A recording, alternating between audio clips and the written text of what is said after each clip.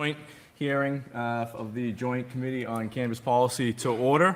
The Joint Committee on Cannabis Policy is here today for an informational hearing to continue our review of the Cannabis Control Commission.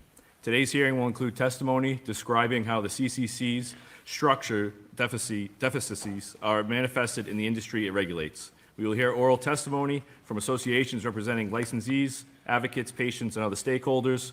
We will also accept written testimony, which can be submitted to the committee using the instructions on the hearing webpage. I just want to take a moment to introduce the members from the House that are joining us today. We have Representative Aaron Saunders of Belchertown, Representative Don Shand of Newburyport. I always want to say Salisbury. We have Representative Mike Sauter from Uxbridge and Representative Rob Consalvo from Hyde Park. So thank you guys for being here. Online virtually, we have Manny Cruz from Salem, Representative Souza from Framingham, and Representative Howard from Lowell. So thank you for joining us virtually. And I want to hand it over to my delightful co-chair of the committee, Senator Adam Gomez, to introduce himself and say some words. Thank you, Chairman Donahue. Yes, I'm just happy to be here, happy to listen to all of your testimony. Please, make sure that we understand that it's 3 minutes per testimony, and from there, I'll give it back to Chairman Donahue. Thank you, Senator.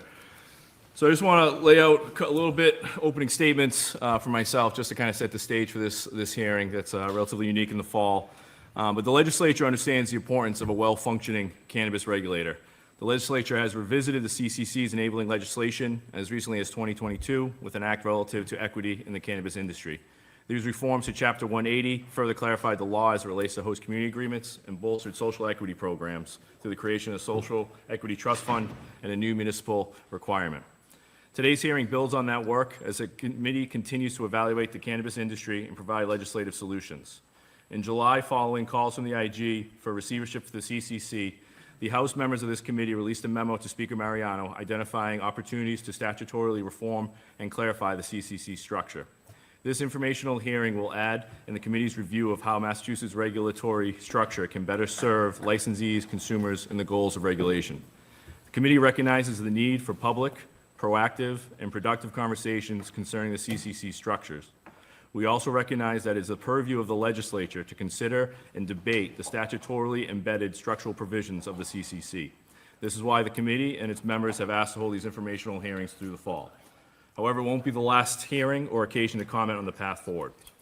We expect that testifiers will discuss and focus testimony to how the CCC structure affects their experiences in the cannabis market. Each testifier will have 3 minutes to speak, followed by questions from committee members. Please begin your testimony by stating your name, organization, and a brief description of your organization's membership. And before we move into the testimony, I just want to recognize Representative Berthium. I saw him somewhere. There he is, who's joined us as well. And a quick couple notes from my colleagues. We'll have testifiers come up, and once they have finished their testimony, we'll take questions. I'll facilitate the questions from there, and we'll let each of the panels finish before we go into questions. So with that, any questions from the committee? All right, seeing none, we'll call up our first testifier, which is a panel from the Massachusetts Cannabis Coalition, starting with Ryan Dominguez.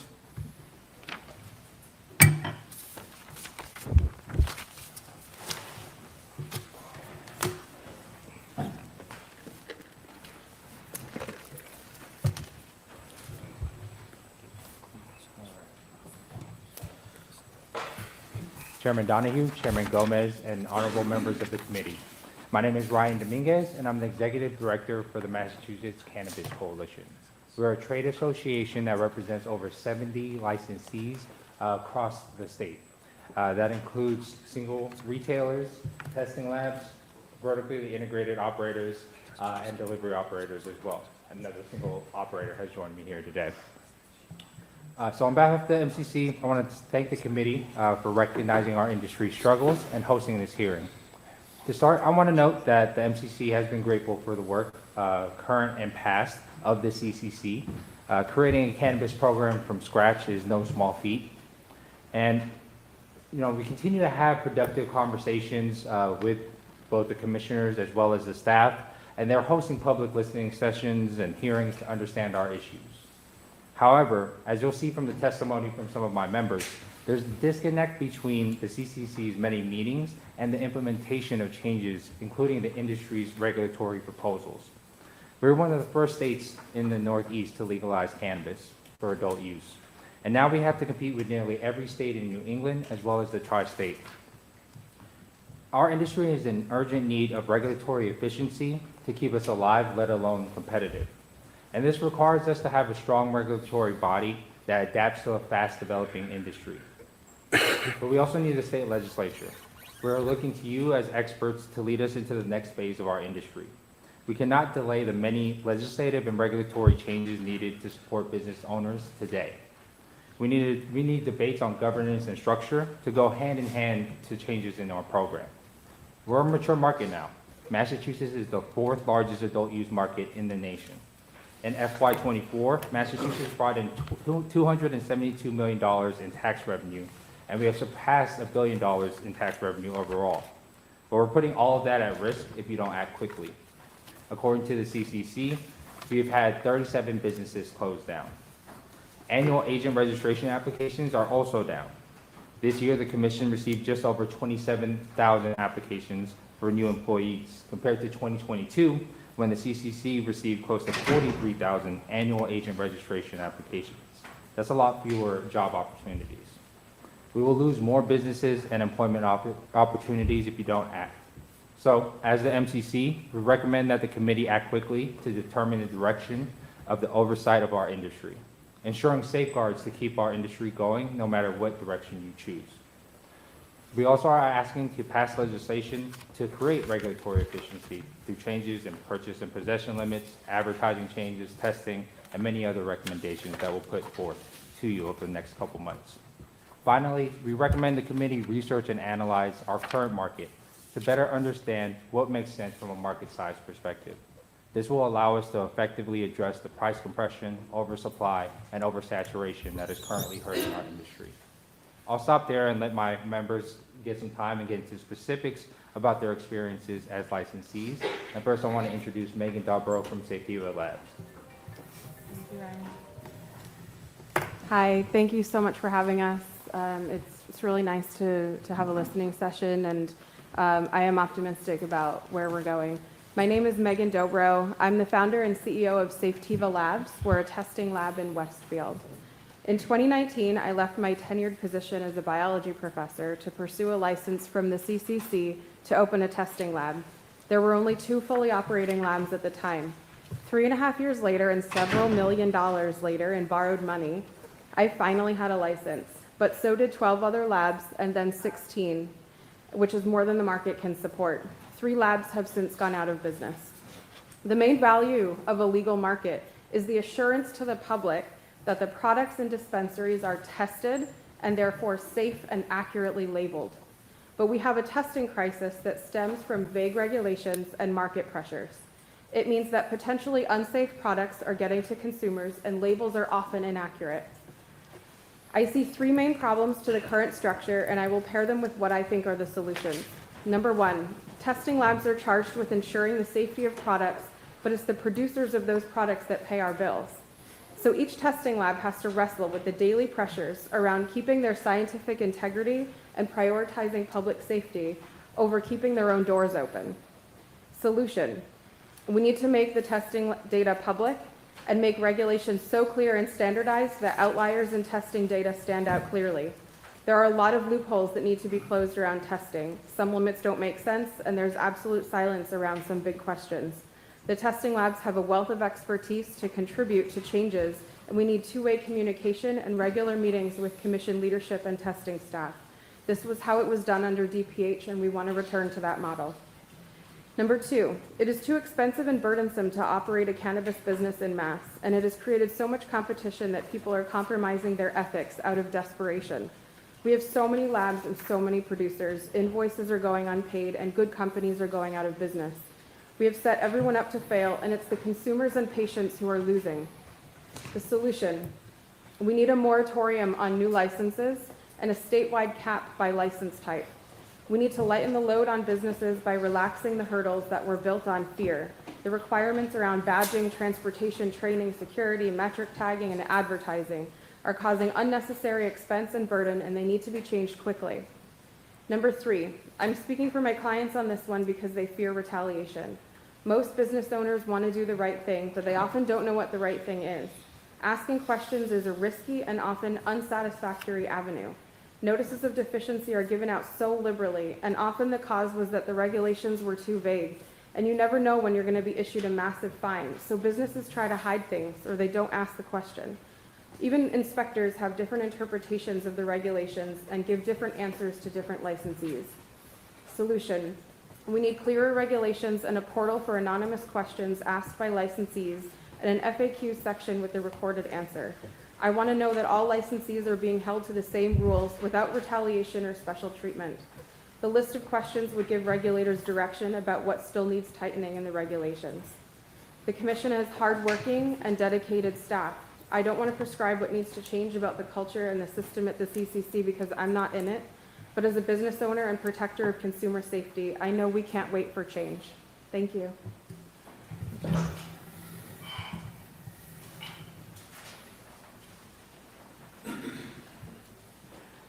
Good morning. My name is Peyton Schubrick. I'm CEO and founder of Six Bricks, an adult use dispensary in Springfield, Massachusetts, my hometown. Six Bricks is a play on the last name Schubrick, with 6 people in my immediate family with a focus on people, plant, and purpose as we deliver that every day, connecting customers with the best product for them. Last month marked 2 years since Six Bricks opened, and since then I've seen the good, the bad, and the ugly of this industry. Today, I come to you voicing the many concerns of voiceless operators who have sacrificed time, energy, and money, but have been met with a lack of leadership and oversight to support their success. I would like to share a visual with you all that highlights the many issues in industry, and I do have copies for you all as well at the conclusion of this. I think what's important to note is while you're aware of the many challenges, the time spent today should focus on the potential solutions available. The first major issue that we need to address is urgency. Right now, major changes are needed and we don't have months to act. Recent data highlights the urgency of addressing canopy oversupply in Massachusetts. According to the CCC's data room, there are currently 4 million square feet of licensed canopy in the state, with an additional 375,000 square feet in the final licensing phase, and 4.8 million square feet in provisional licensing. A potential solution available today is tier relegation, as outlined in 935 CRM 500. Without this, we are looking at catastrophic results. Additionally, given the CCC has 3 paid researchers, until a capacity study is completed, a pause on licensure with a carve-out for social equity and economic empowerment licensees could support a more balanced industry. We would not be the first to do this. Vermont Cannabis Control Board outlined that they would stop accepting new retail applications last month with the cutoff date of November 15th, 2024. Additionally, we should be looking to leverage known frameworks such as the Alcohol Business Commission to address accounts payable and pricing issues. And additionally, as we think about urgency, we need to consider loosening restrictions around marketing that allows us as cannabis business to attract and retain customers with loyalty programs, raffles, and act like other businesses in the Commonwealth. Outside of urgency, we need to look at leadership. The only example of a structure like the CCC is the Gaming Commission. The issue that should highlight is the Gaming Commission oversees 10 licensures, while the CCC oversees more than 1,000. We need a structure that allows leaders to respond proactively instead of reactively, and this should be seen in more collaboration to act swiftly, as the structure of the CCC, again well-intentioned, does not support the industry's current growth. Challenges are being met with open meeting law, vacant seats, and too much time lost to implement changes, with the 2-driver rule being an example of that. Additionally, we need uniform responses, like an FAQ portal, much like the ABC, that creates consistency in standards and expectations and not showcasing variability depending on the investigator you're assigned. And lastly, as it relates to leadership, we need better knowledge of operator challenges, especially costly challenges that further burden cannabis companies, such as 280E, RVT training, batch testing, and badging requirements. Without action, we are looking to lose a lot as a Commonwealth. Not only will we see the loss of tax revenue, with many operators currently struggling, but we will see a mass exit of talent from the state of Massachusetts. We are already starting to see that with women, people of color, and veterans leaving the industry at higher rates than their counterparts. Additionally, we will continue to lose customers to other states that have higher daily allotments, as Massachusetts currently only outlines 1 ounce, but both New York and Maine are at 2.5 ounces. And lastly, without any changes, we're looking at the loss of innovation as it relates to product, new technologies, and the potential for entrepreneurs that could continue to progress us into a leadership position as we think about the potential of this emerging industry. I thank you for your time, and I'm hopeful to pass out the visual I mentioned at the beginning. Thank you. Mr. Chair, is it possible we can get that visual? Right Yeah, now absolutely. before Would we you like ask to pass questions? that out now? Or Mariah or Juliana, if you want to grab that. Yeah, any materials, if you like, you can pass to the end, and the staff can distribute it out as well. So, do you want to ask a question? Thank you. Mr. Dominguez, you had testified that businesses, I think it was 37, you said, over the 37, last couple of months have closed. Are those businesses that have opened, or those also include license holders as well, that those- haven't opened yet? Oh, that includes, so that's from the CCC's activities report. Okay. So I know that there may be some data out there that shows a bigger number. I think I've seen somebody quote 50, but most of those have been open businesses. Open businesses. So we do have, from my knowledge, also individuals waiting to open that possibly have turned in their licenses as well on top of these businesses Yes. that have been waiting to possibly open. Yeah, so I Correct? think there has been a lot of folks, especially within the social equity program, that were going through the process. Maybe they weren't able to get the funding that they needed. Thankfully, the state put together the Social Equity Trust Fund, and hopefully that'll, move people along in the process. But there's folks from Social Equity Cohort 1 that's been trying to go through this process for a long time, and talked to some folks who, just couldn't make it happen, and I think they're going to give up their license. So there's probably a number of those that aren't being accounted for. Also in testimony, what's your name, ma'am, again? Megan, thank you for your testimony today. You had stated that out of the 16 laboratories that received licenses across the state, that 3 of them have shut down. Are you one of those 3, or No. are you still operational? I'm somehow still operational. All right, thank you. And then you've also alluded to potential ethics, and obviously, I'm not asking you for you to get in between those, what ethics can be and can provide. Just want to make sure that, concrete information is, if somebody's breaking some type of ethics, that those individuals or those ones breaking ethics or possibly doing something illegal should be reported. And obviously, listening to that, fairly interested in what that looks like, or have any knowledge towards that.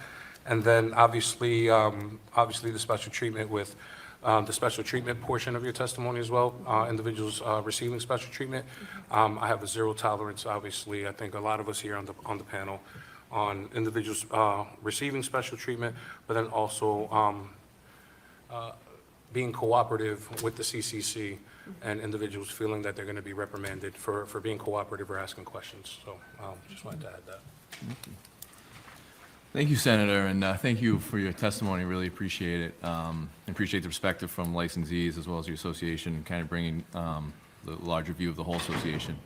But you talked a little bit about urgency and about regulation, and obviously a lot of the regulations set by the CCC. Can you maybe speak a little bit about, do you believe or do you trust that the CCC will be able to make regulatory changes, or are there issues that may prohibit the CCC from effectively bringing regulatory changes? You had mentioned quite a few different regulation changes that definitely under their purview, so I'd like to hear that. Yeah, and just to summarize some of the licensees I represent, I think for some of the issue topics they bring to the CCC, they've been talking about the same issue topics for years. I think two-driver rule is like one of those examples. The CCC is currently meeting to potentially change that. But within the context of that, there's also folks who've been trying to push for a expansive change to B2B, or which is business-to-business deliveries outside of just delivery to consumer. And that has been going on for a long time as well. So it puts us in a tough position where if we don't get that change through the CCC, we're going to you all as state legislators to be able to probably put that into some type of statute. And it's not probably normal practice for you to put regulations into statute. So we are kind of stuck between a rock and a hard place of where do we go in that kind of situation. And as Peyton had mentioned, you know, there's a lot of businesses that are struggling here today that need some type of change. And if it's going to take years and years to get that change, it just doesn't make sense for us to keep going down the same road.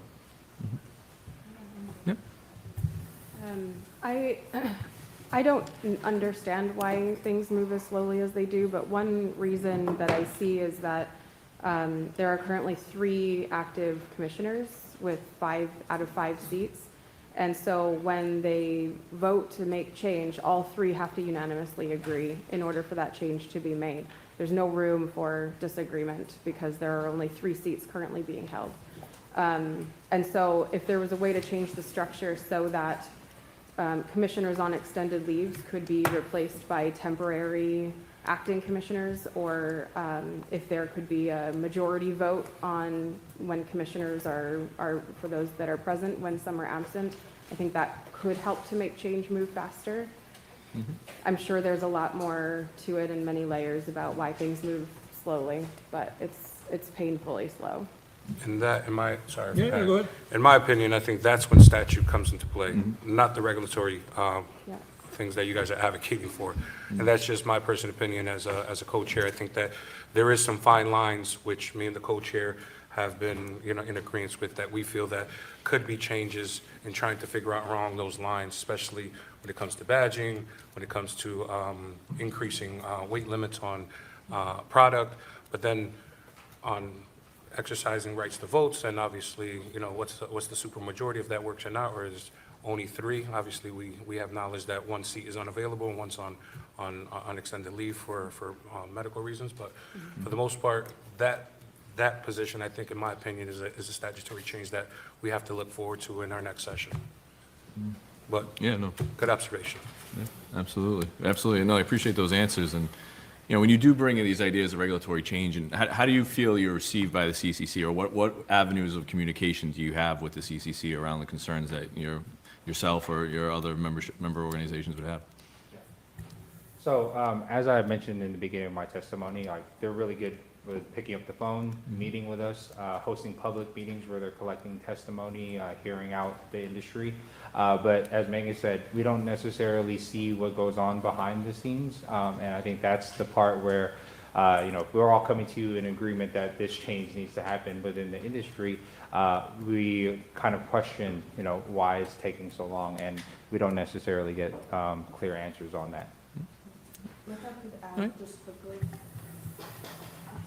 I highlighted the need for urgency, just acknowledging that, as Ryan alluded to, many of the changes have been conversations for months, if not years. And so the reality of not seeing any action, it does start to feel like the definition of insanity. You're asking for the same changes. You know that they make sense. They could ease some of the financial burden and at least create a viable dynamic for you as an owner-operator, but they're not moving at the rate in which the industry is holistically. And that is the largest disconnect. The way in which we are starting to see oversaturation and price compression occur in the market, coupled with the reality that we're not seeing changes come through the CCC quick enough, is creating the stress in which we will eventually see fallout of much more licensure. As someone who's born and raised here in Massachusetts, I see Massachusetts-born brands suffering the most, and that's truly unfortunate when we think about being the 4th largest market in the state, in the country. Thank you. Any other questions from members? Representative Sauter? So thank you. I appreciate you coming. I kind of want to approach this a little bit. Today I was kind of figuring out and looking at some things all week leading up into this hearing, and I think we're at a very huge crossroad in our cannabis business here in Massachusetts. I think Colorado kind of went through some stumbling blocks, but fixed them very quickly. I agree, we are one of the largest blocks doing the most amount of business, and I think we need to treat it a little bit differently. I guess the way let me go back to some of the regulatory. I agree with my colleagues, the chairs, on the fact that I think we need to fix the part of where legislatively, I think we need to kind of use what we do in the towns where we have a board of selectmen and they have open meeting law. If there's 3 of them, it's a 2-1 vote, still a majority vote. The problem comes when you have 1-1 or you only have 2. That's a problem. You can't throw, a acting select board member in without a vote, right? So without the people voting. So that would not work, and I wouldn't support that. So, but I do think that we have to legislatively change that so that we can start getting things through. I think where we lose some things is that, and I don't know if it's on us as legislators to be a little bit clearer in the regulations, and maybe you can help me with this, but maybe we need to take away the gray and be more precise on who is the executive board and who is the executive director. Because I think the problem that we have is that we're hitting this bridge, and we're always going to hit this bridge, I think, if the legislature doesn't clearly define that. So I guess, do you see that when you're dealing with the CCC, that you can be talking to commissioners, but then you have the executive director kind of circumventing the CCC's kind of thought process, so everybody's kind of on hold?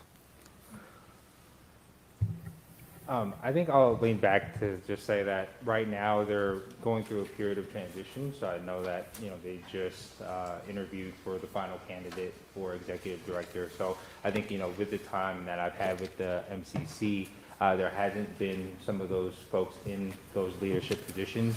And again, we don't see what's going on behind the scenes. I think we're having the conversations with staff as well as with commissioners, and they do seem to agree with the changes that we're trying to push, especially when they're universally accepted by the industry. But then somewhere in between it gets lost, and we don't see that from our perspective.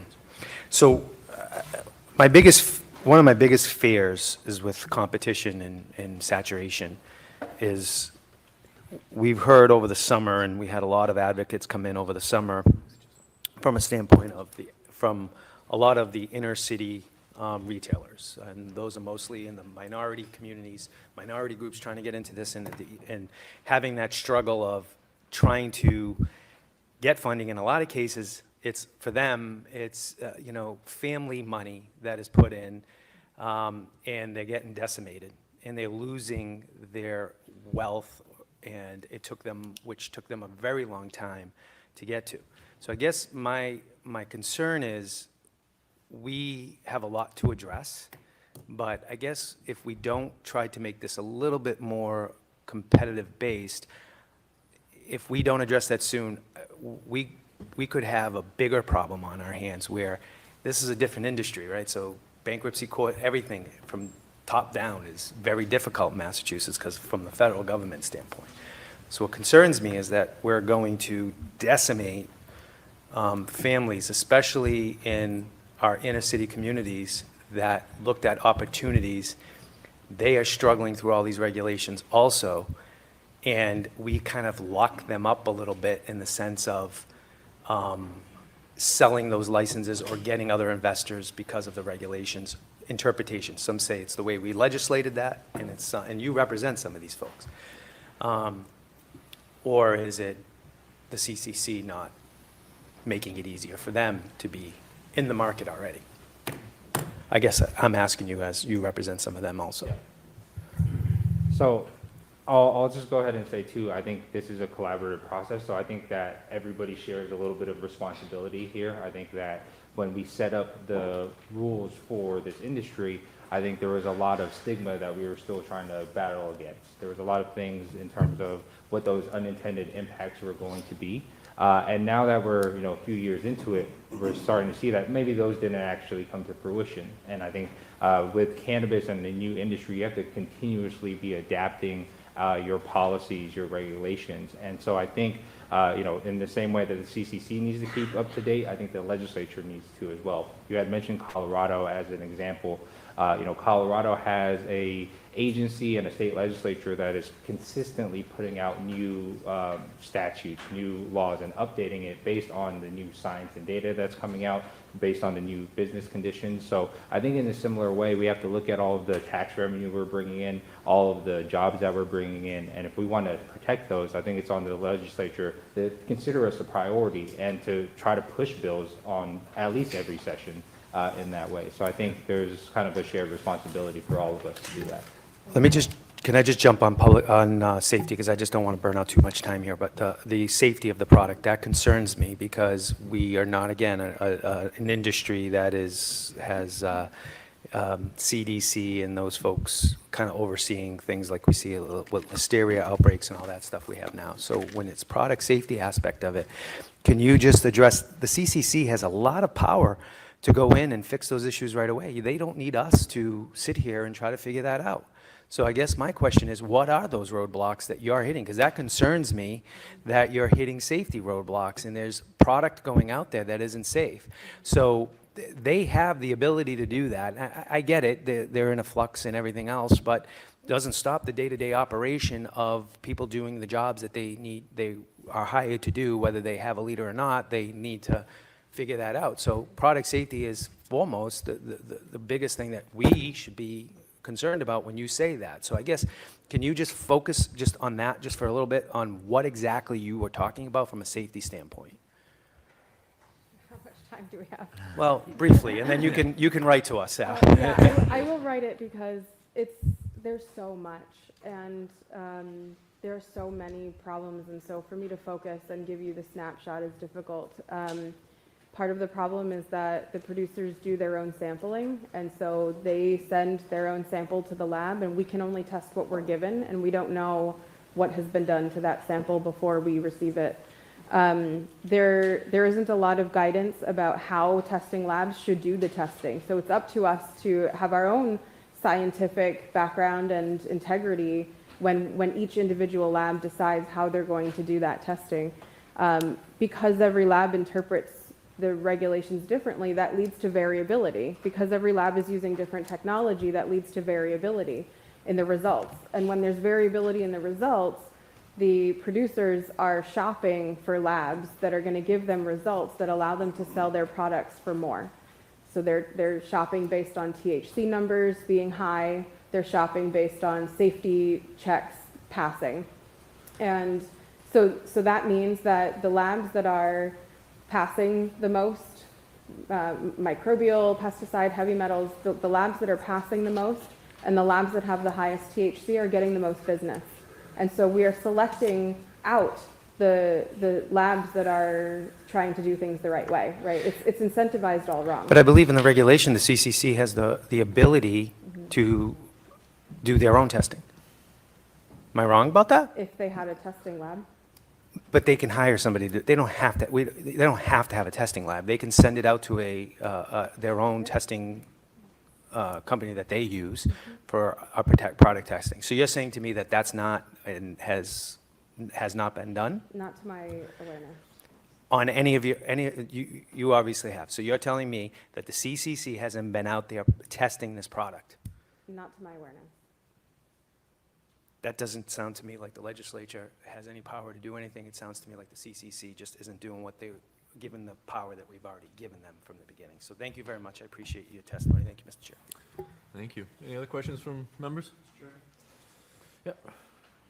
Representative Saunders? Thank you. And I want to pick up on where you left off, Mr. Chairman, on this difference between regulatory concerns and statutory concerns. And I heard two very clear statutory concerns. And Ms. Schubert, they were both from you. The first is around the licensure moratorium.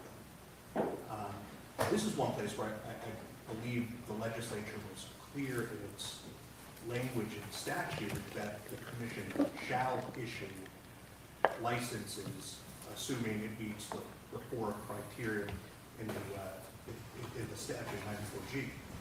This would be a big shift, and I'm interested, and perhaps this harkens back to one of our hearings earlier this session around the time and the investment that the hires have put into the process, along with the largely, at times, unnecessary delay that you faced. But seeing that this would be a significant sea change, how would you justify to the legislature, to the public at large, that we should make a 180-degree turn on how we go about approving licenses? So as I outlined in my comments, we acknowledge that there are 3 paid researcher roles at the Cannabis Control Commission. The moratorium we're asking for would essentially allow those individuals to do the research to better understand where we currently are within our legalization process and what makes sense. Unfortunately, we are not seeing many data-driven decisions that are being made. And so when you look at oversaturation in communities like Northampton that have over 10 dispensaries, right? But they don't have a population that supports it, it lets us know that as we think about progression forward with oversaturation as well as price compression, in which a 1 gram pre-roll that last year around this time frame sold for $14 is now being sold at $8, that there are multiple things that are working against a lot of the entrepreneurs that put in the time, energy, and money in order to stand up their businesses. And to talk numbers holistically, if you're looking at a standalone retail, you're looking at anywhere between $1 million to $2 million. And unfortunately, what's happening is many of the individuals who chose to enter the industry are exiting, but they're financially worse off. And again, that's disproportionately harming women, people of color, as well as veterans. I'm not going to assume I know all of the answers relative to how we address this, but what I am saying is that the data is clearly telling us that we need to do more research to better understand what this market can actually tolerate before we further progress into additional licensures to ensure that it is a data-driven decision that will support a more balanced industry. Because right now what we are seeing is many groups that are getting desperate are starting to sell product below Keystone. And what is that doing to consumers? It's creating unrealistic expectations on price point while concurrently incentivizing folks to buy older product and then sell that at a cheaper price point. So when we think about the public safety aspect of this, there is a lot at risk. So tell me if I'm right or wrong here, maybe it's a little bit of both, that taking what we said as the situation on the ground, which I do, and I think that there's a lot of data to support that. It'd be nice for the commission to put its resources at work to confirm that data. That the operators currently have put in a tremendous amount of resource, and that by virtue of that effort, and again, the oftentimes drawn-out process that the commission does, that there ought to be some protection for those operators to recoup their investment in some way, shape, or form, as opposed to, I guess you can make the case that the market decides, right? That lower prices are better for consumers, and the best operators are going to be the ones to survive because they're offering the best customer experience. Is that a fair Yeah. kind of situation? And so I think, in terms of some of the risks to folks who are invested their life savings and are going through the process, maybe haven't opened up, I think we can build in carve-outs for, specific business types that I think Payne had mentioned, like, carving out for SEE. If we wanted to broaden that definition for folks who are already in the pipeline and have invested those dollars, I think that's a big thing. And then I think the way that our system is set up, though, is you have to be vertically integrated if you're doing medical and the like. So I think the economics are just kind of different for single retailers and some of these other businesses. So I think, again, economic analysis to all of this and to decide like what should be kind of the market size, what is the best route for us to go is something that we need to invest in. And if I could add, To address your question, I think it's also important to note that throughout the entire licensure process, you have to have control of the property, right? So that means if it took you 14, 16, 18, 24 months, you were paying rent the entire time. So by the time you do open doors, I can give you a key example. We opened in 2022, prices had just dropped by 38%, right?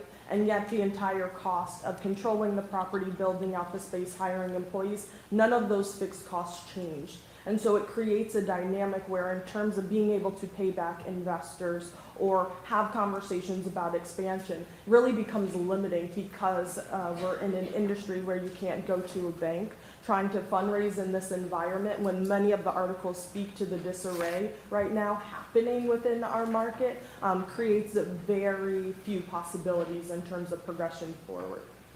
I think it's a compelling argument, especially given the challenges that the commission has had in seeing licensure through in a timely fashion. And the last question I have, and I don't even want to answer now, the other statutory item that was expressly statutory you mentioned was around advertising. This is a place where the legislature was very prescriptive in what is and is not allowed in statute. So if you could follow up with the committee on thoughts you have about how the statute could be amended to address some of those advertising considerations, be happy to review those as well. Absolutely. Thank you, Chairman. Thank you. Any other questions? Oh, yeah. So, Mr. Dominguez, could you speak to how other states are regulating cannabis? I've noticed that in Illinois, the commission is under the guise of agriculture, and other places under economic development. Do you have any thoughts about where cannabis should reside? Yes, so there's two different ways to look at this, and I'll preface it by saying there's not a perfect one-to-one match to another state.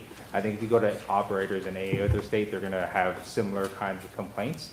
But I think you all, as a state legislature, can kind of look at what works in some of these states. And so with that, there's two different versions that we've seen. So we have the independent commission like we have here with the CCC, and then we've seen agencies that are nestled under like a agriculture, economic development, under the governor as an executive office or something along those lines.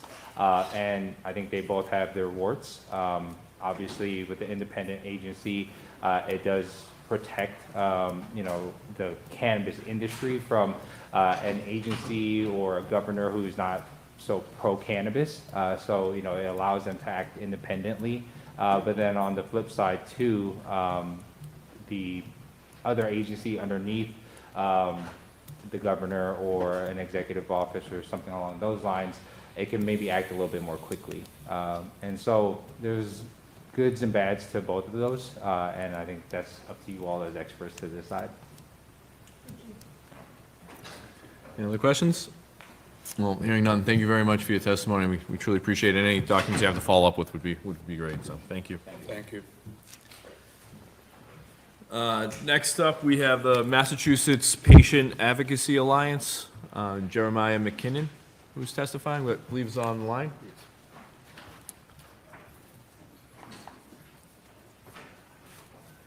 Jeremiah, are you with us?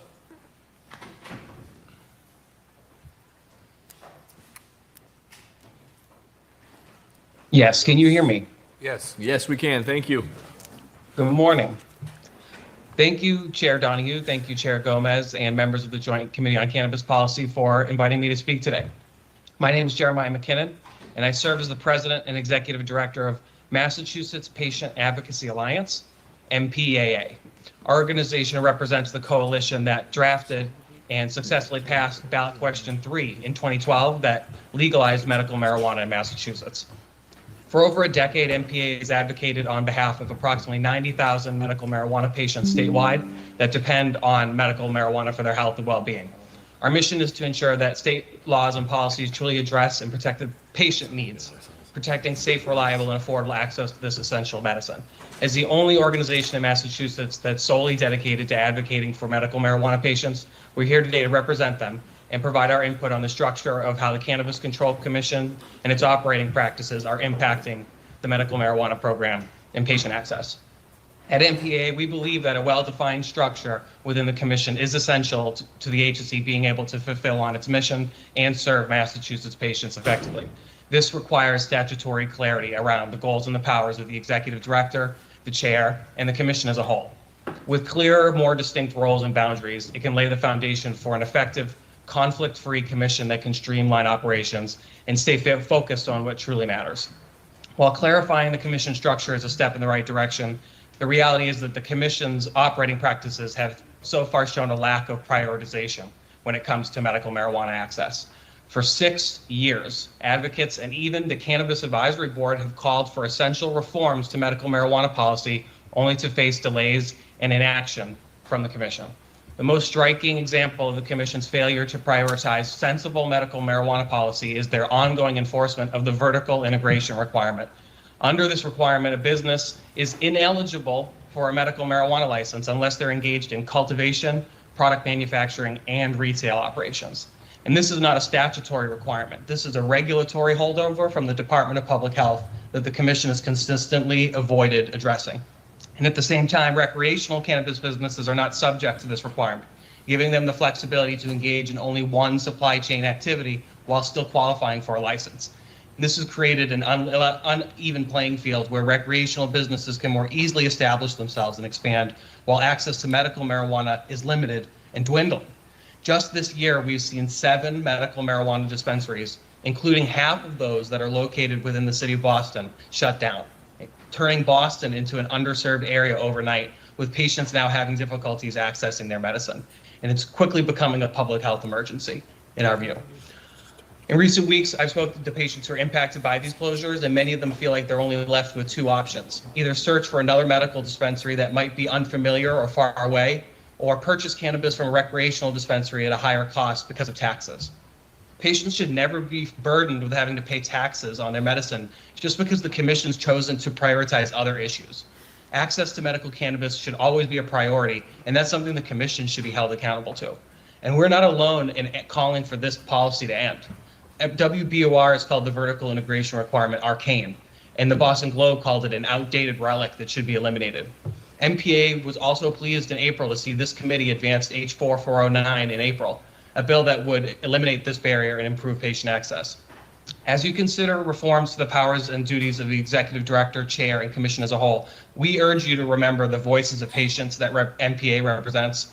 After waiting for 6 years for change, H.4 409 is currently before the House Ways and Means Committee, and we're calling on you all to continue your leadership with this issue, with House Ways and Means, with colleagues, with leadership, and with the commission itself, because patients and the current state of the medical marijuana program need to be a part of your discussions and your deliberations. It's really time to protect the medical marijuana program and patient access, and we ask you to help move this issue forward however you can. Thank you. Thank you very much. Appreciate your testimony. Any questions, Senator? I appreciate your testimony. I just appreciate you bringing up some of the statutorily the clarity around executive director and some of the things you mentioned before. But coming particularly from patient advocacy and the medical side of things, how do you feel your issues are received by the commission? How do you communicate with the commission? And you said it doesn't seem to be a priority, but do you feel that you're heard, or there's no action, or how do you kind of come to that conclusion? So I do have meetings with each of the commissioners and with members of their staff. So we do have a relationship and do engage in conversation regularly. And to be honest, I have met with each of the 5 commissioners, including the former Chair O'Brien, and I actually had a dual meeting with Executive Director Sean Collins and Chair O'Brien, which was probably a rare meeting. But at the same time, we have these meetings, and the sense that I'm left with is that the commission treats the medical marijuana program as if it's kind of a set it and forget it kind of thing. Like it's not half of their responsibility as the agency, that we're seeing the number of medical marijuana dispensaries decline, and yet we've actually seen no new medical marijuana license applicants this year. So stores are closing, patients are losing access, and there's no new operators to fill that void. And we express these concerns to the commissioners, and most of what I receive in return is thank you for that comment. I appreciate it. And it's so lacking anything more than that. And I've told the commissioners, all we want to hear is for you to acknowledge this topic, have a conversation about it, recognize that we're losing access, and that these barriers, that these foundational barriers are not only impacting patients in a negative way, but it's impacting equity. To have a vertical integration requirement is almost the opposite of an equitable policy. So we do have engagement and conversation with the commission, but we don't get very much dialogue on their end from the commission in terms of these topics that we feel are really pressing. Like I honestly feel like we're hitting the red button here with our medical program, because if the commission isn't going to do what's necessary to make it easier for more businesses to serve patients, then we're just going to continue to see the medical program disappear, and it doesn't have to be that way. And so patients are at our wits' end and very frustrated with the fact that the commission has continued for over 6 years to not really address some of the major issues that patients face. And meanwhile, we're seeing them tackle issues like delivery that for 4 years, these advocates have been pushing for, and yet they're getting through to the commission. So I'm not quite sure why access to medical marijuana is something that the commission isn't prioritizing and making more accessible. And, just think about it. There are over 300 adult use dispensaries in Massachusetts. There are less than 100 medical. Why is it not possible for some of these adult use dispensaries to hook into the medical system and have a medical register? It's bureaucratic red tape, and it's misprioritization of the medical marijuana program and patients. And so that's why we're here today, to share our frustration. And I hope that answers your question. No, thank you. I think medical, as you might be able to provide maybe unique insight as far as medical having been, unlike recreational, having been regulated by the Department of Public Health previous to legalization of recreational. And I was wondering if there's any contrasts or any comparisons to be drawn from the experience that maybe patients would have experienced under the Department of Public Health versus an independent agency that kind of would highlight whether, obviously there wasn't a recreational, so there wasn't a prioritization competition between the two, but kind of what was the patient access or patient conversations like with the Department of Public Health, maybe versus what you have today? If I could be frank with you, I've thought about this.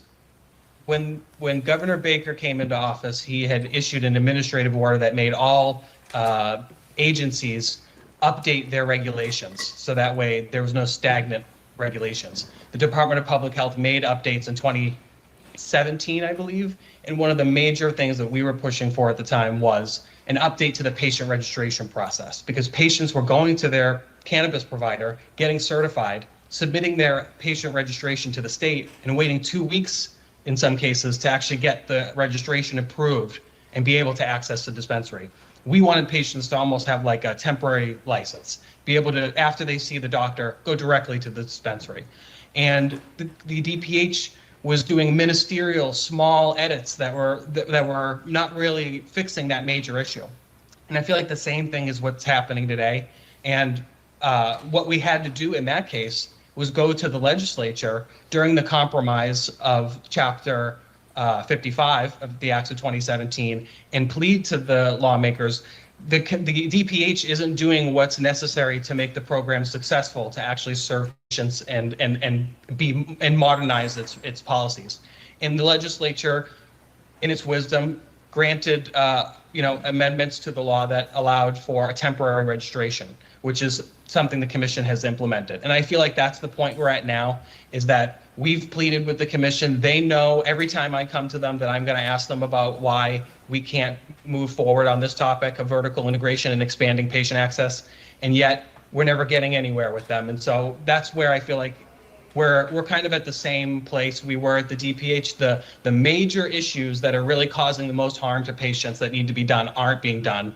And meanwhile, we're getting very small, tiny edits that should have been done a long time ago that don't take that much work. And so we see a lot more work and time being spent on adult use.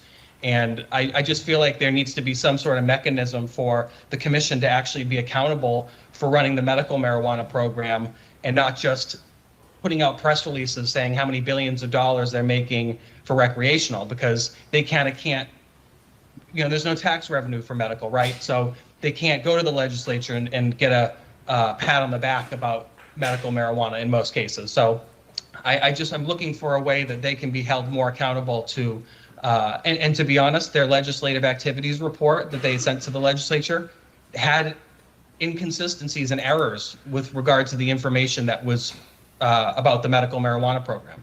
So, I just think that shows that in some cases, they're not necessarily on top of what's going on with the medical program. And I'm worried about that because if they're not, and they're, fully invested in the medical program success and doing everything they can, then who is? And what does that mean for us?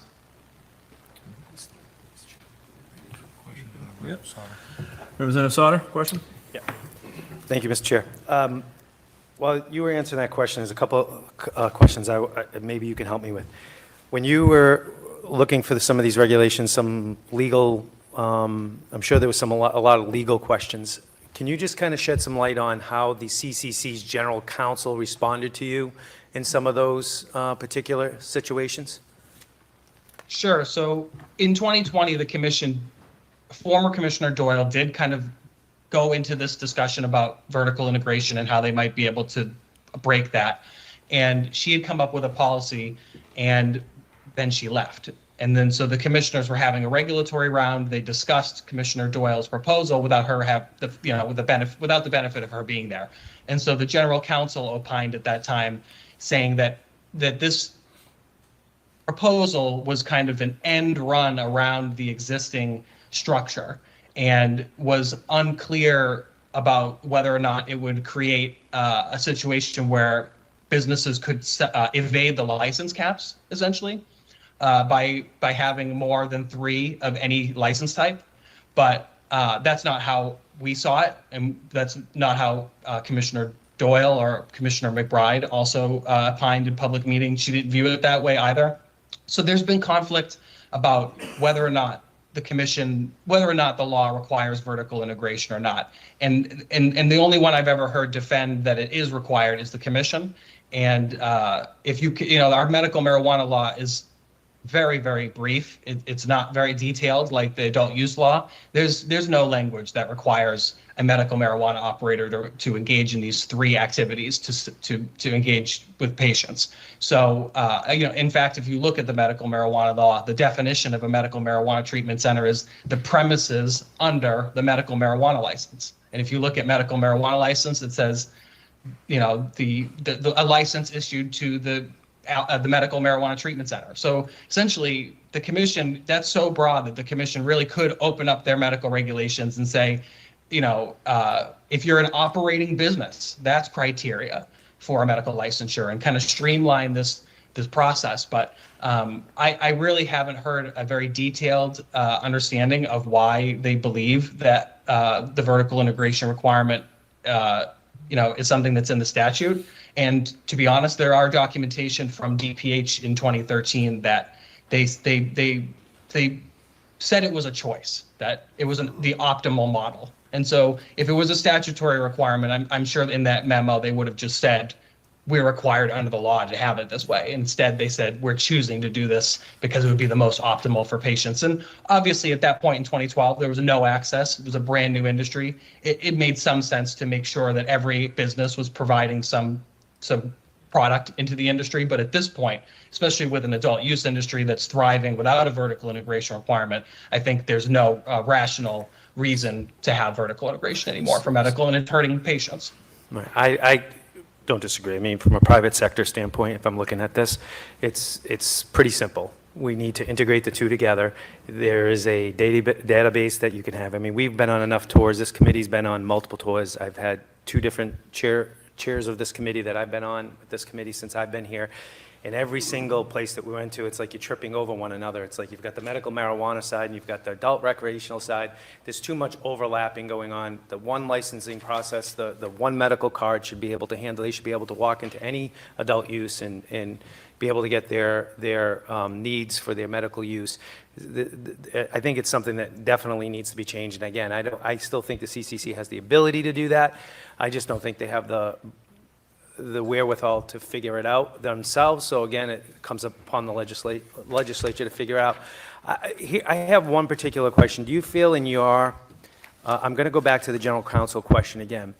Would you feel that the legislature to fix kind of more of an independent voice or independent opinion for not just yourself and the medical marijuana aspect of the advocacy, but, I probably should have asked this from the last panel.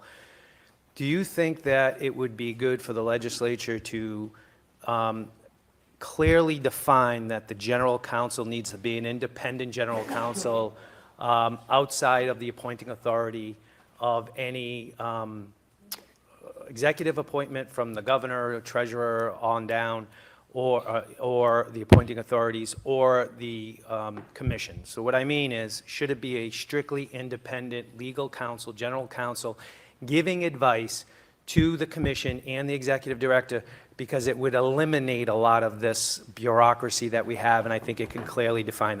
And the reason I ask that is because I see a very big common denominator in everything going on here, is that general counsel is giving very vague advice on what our interpretation of what we passed versus what they can do. And I think an independent voice, and when I say that, independent company, very independent legal counsel, giving advice, they don't have any stake in the game other than they're contracted by the state or the CCC to give that.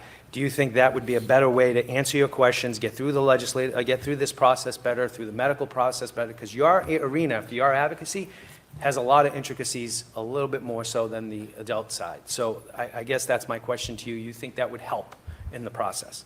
And that's my last question, Mr. Chair. It's a good question. I mean, I think it could help.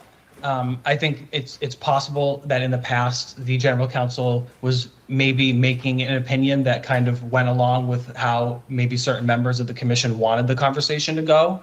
And so maybe having an independent voice in that regard could eliminate it, but also, I'm thinking, would it eliminate that kind of, doing the bidding of maybe, say, the chair who wants the opinion to come out a certain way? Would it necessarily eliminate that? But I do think it's a good thing to entertain, and not necessarily something that I would oppose up front, right? So it's definitely a good question. Thank you, Mr. Chair. Appreciate it. Thank you. Any other questions from the committee? Can I ask one? Yeah, absolutely. So currently, the commissioners each have subject matter expertise. I'm curious if you think it makes sense for subject matter expertise to be embedded at the commission level. Does it lead to a kind of jostling of priorities as the commission decides what to tackle and in what order? Because you've mentioned that public health is not high on their priority. There is a commissioner that is supposed to have a public health seat currently, and so I wouldn't say that having the different expertise is necessarily a negative thing. I would critique, though, that I do think that the commission has lacked a particular individual whose primary goal it is to, it's their job to make sure the medical program is working. Is any of the current commissioners the point person on medical marijuana for the other commissioners? I don't believe that's the case, and I think there's a lack of knowledge around the medical marijuana program, how it operates, and all of its facets from the commission. And so I would like to see something more dedicated towards responsibility of the medical program. But I do think there is some benefit to having different backgrounds of the commissioners. So that's what I would say. Representative Consalvo? Thank you, Mr. Chairman. Just very quickly, I appreciate hearing this testimony. I think it's really important for the medical side to understand the issues that you're facing. Two things that struck me just quickly were, and I tried to take notes, if I didn't get it exactly right, I'm paraphrasing, you said something about lack of prioritization of the medical marijuana policy at the CCC.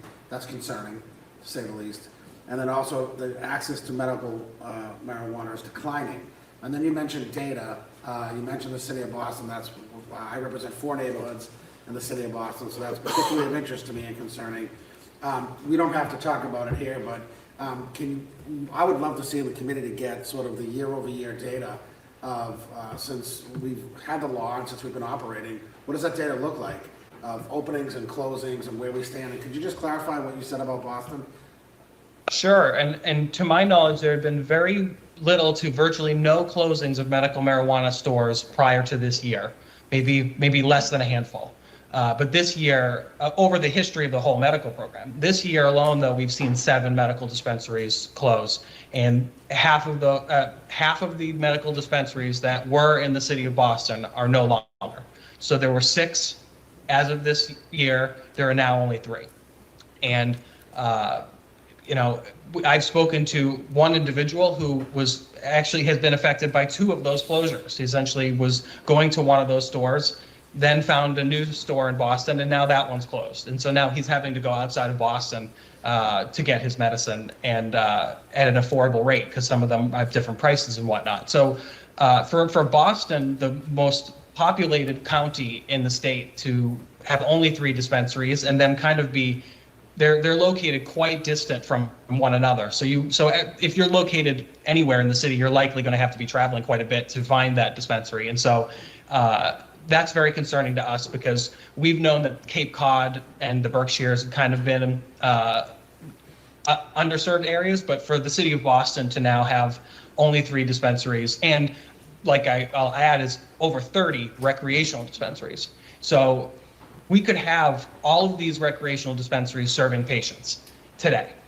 But like I had mentioned, for some reason, the commission is kind of stopping applicants from plugging into the medical system and serving patients. And so patients are paying taxes. And so when the commission waves around their $7 billion tax press release, I get concerned, because I know some of that money is being made off the backs of patients. Because we could really, if we had the will to do this, we could make this change happen. And so I am concerned to see that this is affecting that medical access is dwindling. And we are seeing that the prioritization of adult use is actually making patients, they're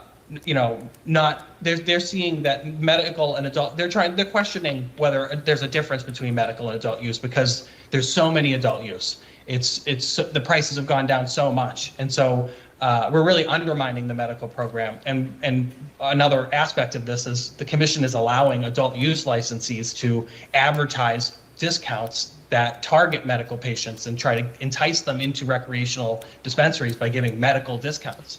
And so that's something I know is undermining the existing medical operators. It's quite concerning, and I'm happy to share with the committee in our written comment any additional information that we have relative to the number of dispensaries we've had and where we're at now. Yeah, I think that's really interesting. I think it's something we definitely should review, and I look forward to taking a deeper dive on that data and how it's moved over the years, particularly what's led up to this year's dramatic decrease, so. If I can just add one point, is that this vertically integrated medical marijuana license, it's a $50,000 a year license. And so if you're just an adult use retailer, that's a $10,000 license, a year license. So it's also something that we're worried about, not only allowing new operators to serve medical, but we're worried about the existing operators not being able to continue to serve patients. They may be reconsidering their promise to patients because of this excessive license fee. And I don't want to see, if a facility for some reason isn't able to keep their cultivation facility, that they all of a sudden need to close their medical stores because we're throwing the whole baby out with the bathwater. We got to decouple this medical license and make it more flexible. Any other questions? Thank you. I just want to follow up on one thing you had mentioned in your testimony as well, is just about the idea of accountability. And we talked a little bit about independence as well. But when you talk about the medical program being accountable, who by that do you mean? Do you mean the program needs to be accountable? The commissioners need to hold it more accountable? That someone outside the CCC needs to hold it more accountable? Is it, kind of describe your thought process around that?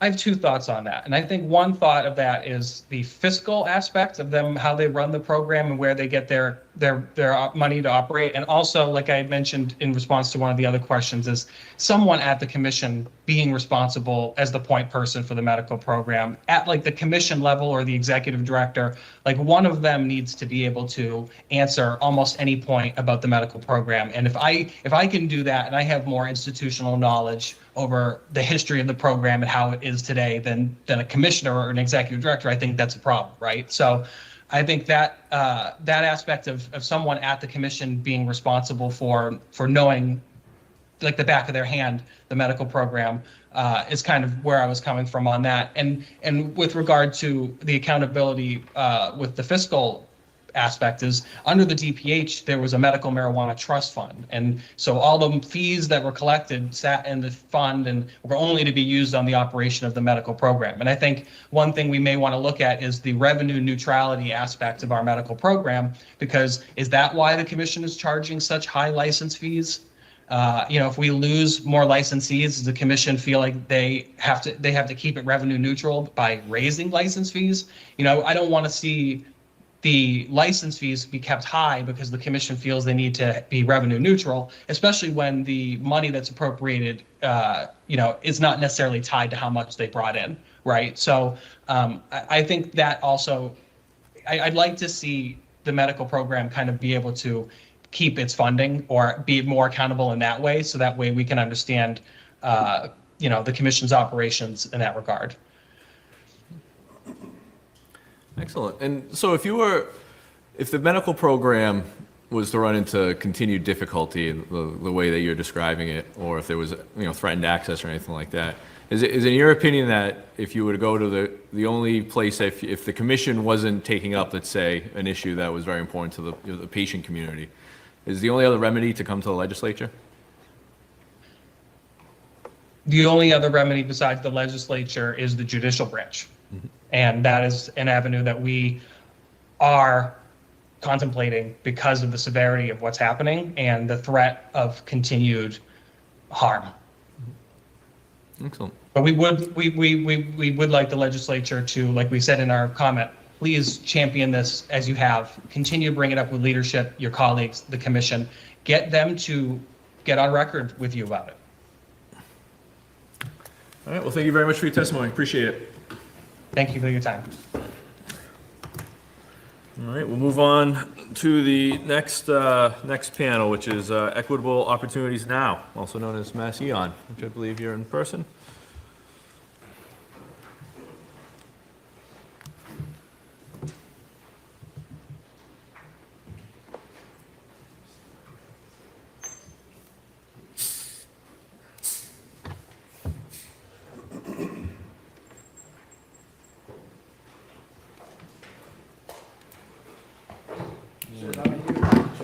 Thank you very much for your time today.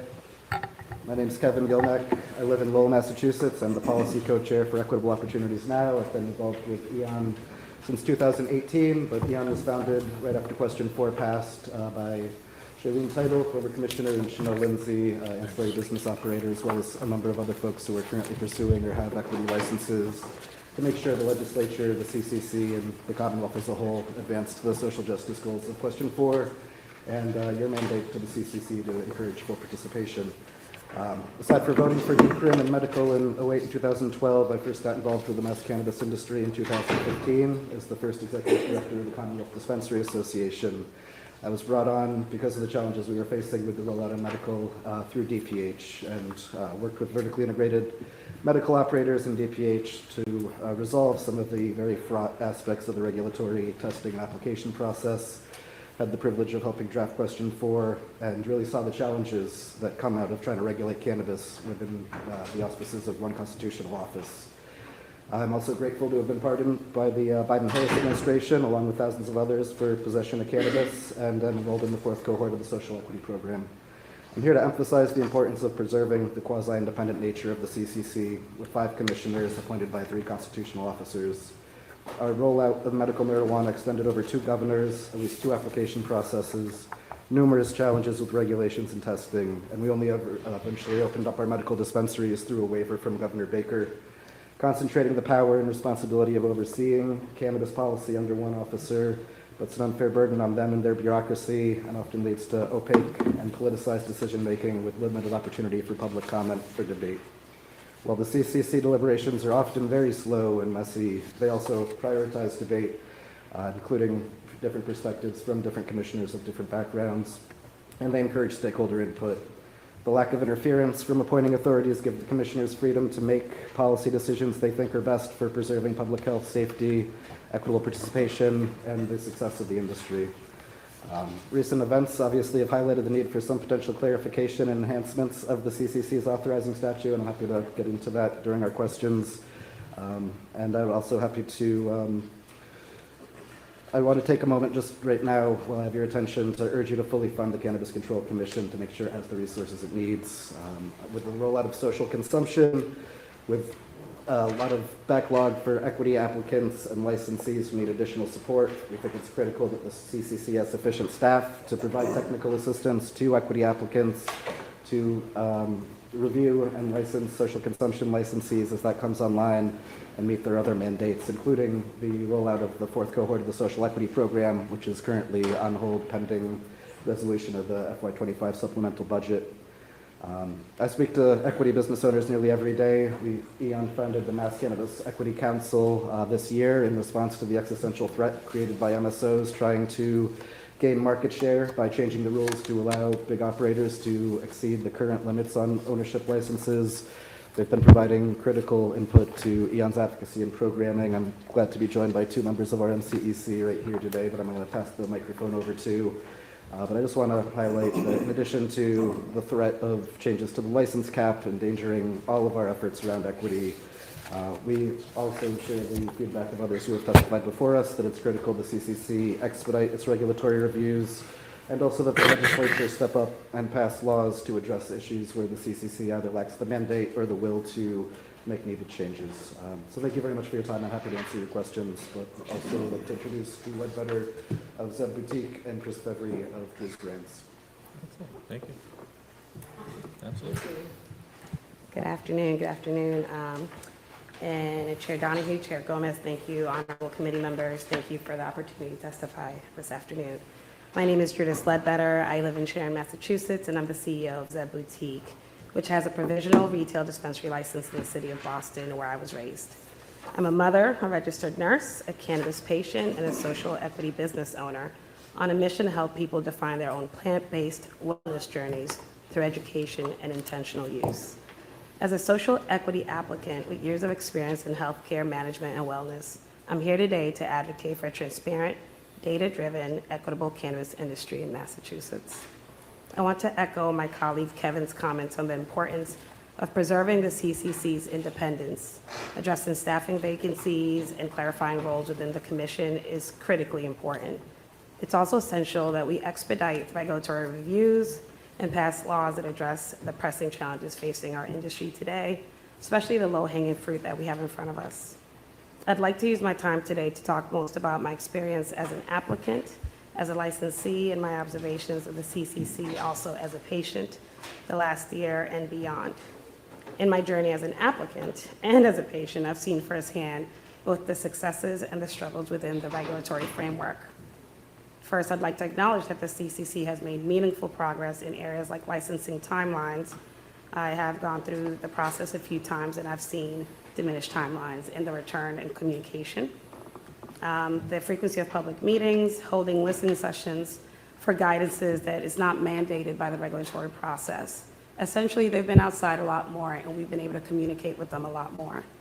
The Commission has engaged stakeholders in social consumption policies and has made a real effort to really include and address the community. And we all know that there's still some issues and areas for improvement. I focus a lot on health disparities. We know we have been plaguing the Black and brown communities with health disparities. And as you just heard, which kind of timed it perfectly, what are we doing about health disparities when it comes to cannabis? We're still kind of being left out. So one of my first priorities is to urge you to de-verticalize the medical program. And I'm asking that as a patient. It is impossible to have to drive through an entire city and drive past 4 dispensaries to get to the one right outside of your city just to access your product without having to pay taxes. I think it's really important that the dispensaries that are owned by people that look like us in our communities are able to serve those patients without a lot of restrictions. I have a friend who I often speak to who has MS, who relies on others for transportation and has to drive from Dorchester to Brookline just to get his medicine, and that's unfair. We need the dispensaries, again, to really address the health equity concerns, and I think health equity really includes cannabis medical patients as well. I also believe nurses have always been a bridge between patients and healthcare, and it's no different in the world of cannabis, and I'd love to see some nursing roles implemented at the CCC as well to provide some education. Next, I'd like to see the enforcing and protecting of ownership caps to prevent market consolidation. As somebody who is in the provisional state, it was an existential threat to me that large multi-state operators were pushing for higher license cap limits before I even got my store open, especially right when the Social Equity Trust Fund was made available to me. Safeguarding these limits is a vital and fair competitive landscape that is set up for us and people that look like us. Transparency around the enforcement is another priority. We know that some people are currently skirting those limits, and it's really important for us to collect the data to have transparency around those issues. The CCC does need the resources to monitor and publicly report on these violations and ownership caps. They need the resources to monitor worker safety and other critical compliance areas. This transparency is essential for accountability, fostering trust within our communities and within the CCC. We have to look at the data. Furthermore, unresolved regulatory issues, such as allowing delivery in no towns and permitting delivery to hotels, which is really, really low-hanging fruit, they need to be addressed pretty quickly. And we need to be able to adapt to real-world conditions and address things before the end of the year. I'd also like to see expanding the impact of the Social Equity Trust Fund's capacity. We can support economic empowerment and social equity applicants by enabling loan guarantees, which double the impact of the existing fund amount, just using the fund monies as a loan backup and guarantee.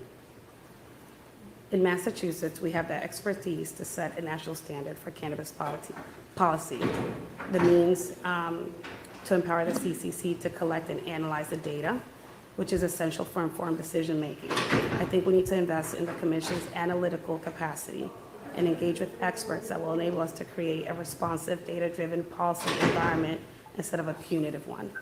In closing, I ask the committee to continue to support the CCC with the resources that it does need to build a balanced, equitable, and forward-thinking cannabis industry. Expressing my gratitude for your time and your attention this morning, I am happy to continue to work with you on these processes. Thank you, and I'd like to introduce my colleague, Chris Fevry. Thank you.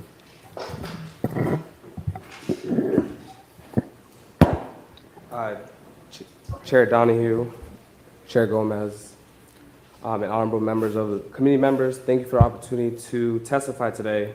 My name is Christopher Fevry. I'm based in Stoughton, Massachusetts. I'm the CEO and co-founder of Drist Brand, a social equity, majority women-owned, minority-owned cannabis logistics and distribution company.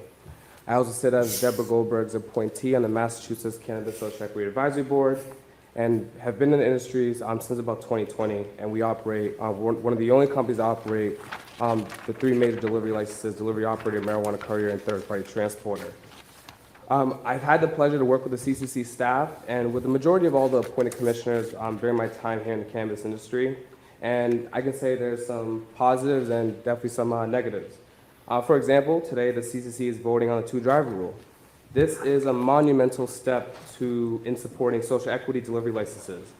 While this is a great thing, it's taken us nearly 4 years for us to get here, with companies going out of business, myself and my wife personally laying people off, and being in a situation where feeling a little helpless, even during COVID, when people spend 10 hours a day with each other. They were forced to, we were not able to get relief to say, hey, we can operate with one driver. And again, many delivery operators could not get this relief over the last 4 years. And again, we saw people go out of business. However, on the flip side, the CCC responsiveness has dramatically improved. They are engaging with stakeholders. They've also increased the number of public meetings that they have on a monthly basis. And I would say, compared to 4 years ago, I do feel like they are listening. And I want to echo Kevin's comments regarding the need to preserve the CCC's independence, get them the funding that they need, because what they're doing a very tough job right now, and they need more legal support, and we need to expedite the regulatory review process so that we can handle a lot of the common sense issues that we all agree are a problem. For one of these issues is even the delivery to no towns. New Jersey, when they started their cannabis industry, even if a town doesn't allow for recreational delivery, and recreational dispensaries, they can still receive recreational delivery. Even right now, we have a delivery company. I cannot receive deliveries from my own delivery company, which I think we can all agree here, that does not make logical sense, and we don't need to do a study to figure that out. But what we need the legislators to do is to pass laws that increase access and protects the market and also protects equity, prioritizes equity. And we've seen the commission constantly, talk about, well, we don't see any equity operators. This is a very tough industry to be in. But also the market is dramatically changing, and we need to make adjustments for where the industry is going to be in 2027 today to prepare ourselves. And again, also another unresolved delivery issue, we're not able to deliver to hotels. And the commission hasn't been clear on whether or not they are able to make these decisions, which again, I think that's a back and forth that needs to be resolved. Also, the enabling of medical deverticalization with a priority for equity applicants. I mean, what we learned today about all the things, there's only 3 available medical shops in Boston. That's pretty terrible. And honestly, I don't think there's no more than 5, medical delivery operators in the state of Massachusetts. Other common sense things like adopting a one agent, one registration system, like many other government bodies have here in the Commonwealth. And ultimately, in closing, the biggest thing that I think we need from everyone is bravery. I think, we're still treating something that we legalize as a legal product, which is really causing a lot of friction. And I think we need to get to the point of saying, okay, we've seen this play out since medical has legalized. People are not, there's not robberies left and right. People are not dying from consuming too many edibles. We need to get to the point of saying, okay, we need to deregulate, because also by over-regulating, we are making the staff members of the commission's job much harder. And actually, in one last point, with the price compression that we are seeing, we do need a moratorium on licenses. We cannot keep adding new licenses into the mix, because one, it makes the commission's job harder, but also it damages the market. And with that, I'm happy to take any questions. Thank you. Thank you very much for your testimony. Yeah. No, I very much appreciate your testimony, and I understand some of the regulatory challenges that you've lined out, kind of a long list, but kind of to maybe bring it back to the beginning of the testimony too. Just is there something you find difficult or ineffective with the structure that's impending, preventing these regulatory changes from occurring? Are you not being heard, or? I would say we definitely are being heard. We've had many meetings with the commission since 2020 regarding the 2-driver rule. I mean, many people have. I am not sure.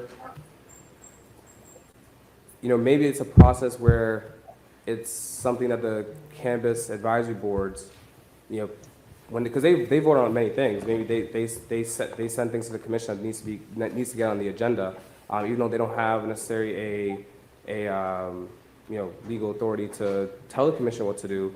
But I think more things need to be prioritized, but also too, the commission needs more legal staff to also research and dive into these issues so that they're able to, get through them. But also, it seems like also too that there's a level of disagreement. And I think having those five commissioners there to, when an issue comes up, we discuss it, we vote, okay, they update the statute, the regs, we have a public comment period, we vote again, and it's done. I don't see why sometimes these processes take years. We need to, and that's kind of where we need a level of bravery, because I think sometimes people are very concerned about the backlash or what's going to happen, or they're concerned, oh, do we have the ability to do this? But then, or even takes a long time to research these topics. And I think those are some of the things, those are some of the issues, but it's not necessarily, there's not really just necessarily one solution. Just to build on that, I think for each issue, there's a different set of circumstances. For delivery to no towns, for example, I think there's a number of divergent legal opinions that have come up in previous CCC meetings around that topic. It's one of those areas where it would be very helpful for the CCC to have a mandate from the legislature, making it abundantly clear that they have the authority to authorize delivery to no towns, even though, you could find a room of lawyers and half would say they already have that power. The hotels issue, I think that there's been pushback from some hotel operators to the commission, encouraging them to maintain the current prohibition, which is not rooted in any laws or regulations. And again, it might be helpful for the legislature to clarify to the CCC that their job is to be responsive to regulating the industry. And, while it's helpful to take into consideration the concerns of the hotel operators, we should be taking a much more holistic approach than just letting them have veto power over this subsector of the industry. Another issue that comes up a lot is testing labs. I think it would be really helpful to take a look at the statutory authorization for the CCC to leverage state labs or private labs for independent testing and verification. Right now, the CCC is responsible for licensing all independent testing labs and then needs to rely on them for their advice when they were dealing with the vape crisis and setting testing standards. And there is a license type for a standards lab. We have yet to get a single applicant for that type of license to provide independent testing.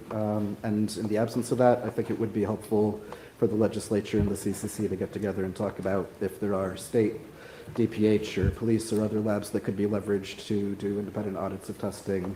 And also, I know that there's bills pending that would provide greater transparency around testing lab results and have some accountability for large variations. So these are all areas ripe for action by the legislature. Any other questions from the committee? Yes, Representative Saunders? So two, the first, I want to pick up on the no towns point, because I do think this is another one of those items that is very clearly a statute issue. So the statute reads now that, and I will ask that the same question, that municipalities can prohibit the operation of one or more types of marijuana establishments within the city. And it feels deliberate that the language isn't prohibit the licensure, right? How would you respond to the policy?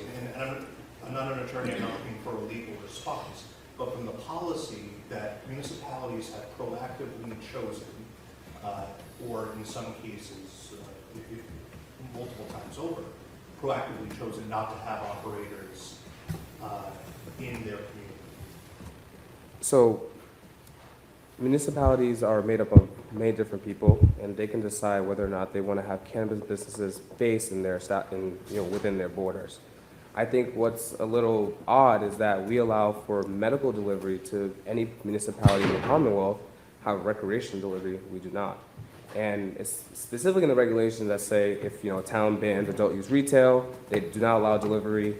But I don't think it's clear at the commission whether or not that's a statutory change that's needed to clear that up or to fix that issue, or a regulatory change. And that's why that issue has been an issue for the last 4 years. I imagine the question may be whether or not operation constitutes the delivery or where it's based at. Is it your position, and I don't want to put words in anyone's mouth, that municipalities ought not have the authority to limit deliveries within their community? Yeah. Or should that be a separate question for municipalities? I think the discussion around municipalities, I think, look, we've seen what happened with HCAs and how that was abused, and how, the result of that, we have now, we don't see many equity operators because they didn't know, the mayor's brother to open a dispensary. We see that Municipal Power has caused lawsuits in Malden that, we're also a party of, where they've created such restrictive zoning so that it's impossible for operators to even find a location to even operate in. I do think limiting municipal power is a really good idea because it sets things up to be abused, and it's kind of a, it's almost, there's a level of conflict of interest that we're constantly seeing, and so that would be my response to that question. I was just a practical answer. As a private property owner, I should have the right to say what I want delivered to my home. It's that simple. I think Drew and Chris summed up very nicely, but I just to get into the legalese, I think one of the questions to your point about operation is where does the sale take place? And the sale is taking place from that warehouse in the town that has authorized that delivery operator to operate. And you have the question of is driving into that town to deliver it a part of that operation. But I think, as has been pointed out, with medical delivery already taking place in every town for so many years, we think the impact's pretty low, and it's time to make sure that consumers and patients who don't have access to retail are at least able to get deliveries in their community. And I don't want to beat a dead horse here, but so it's your sense that the current statutory language is sufficient to allow delivery into no towns, and this is a regulatory decision that needs to be made?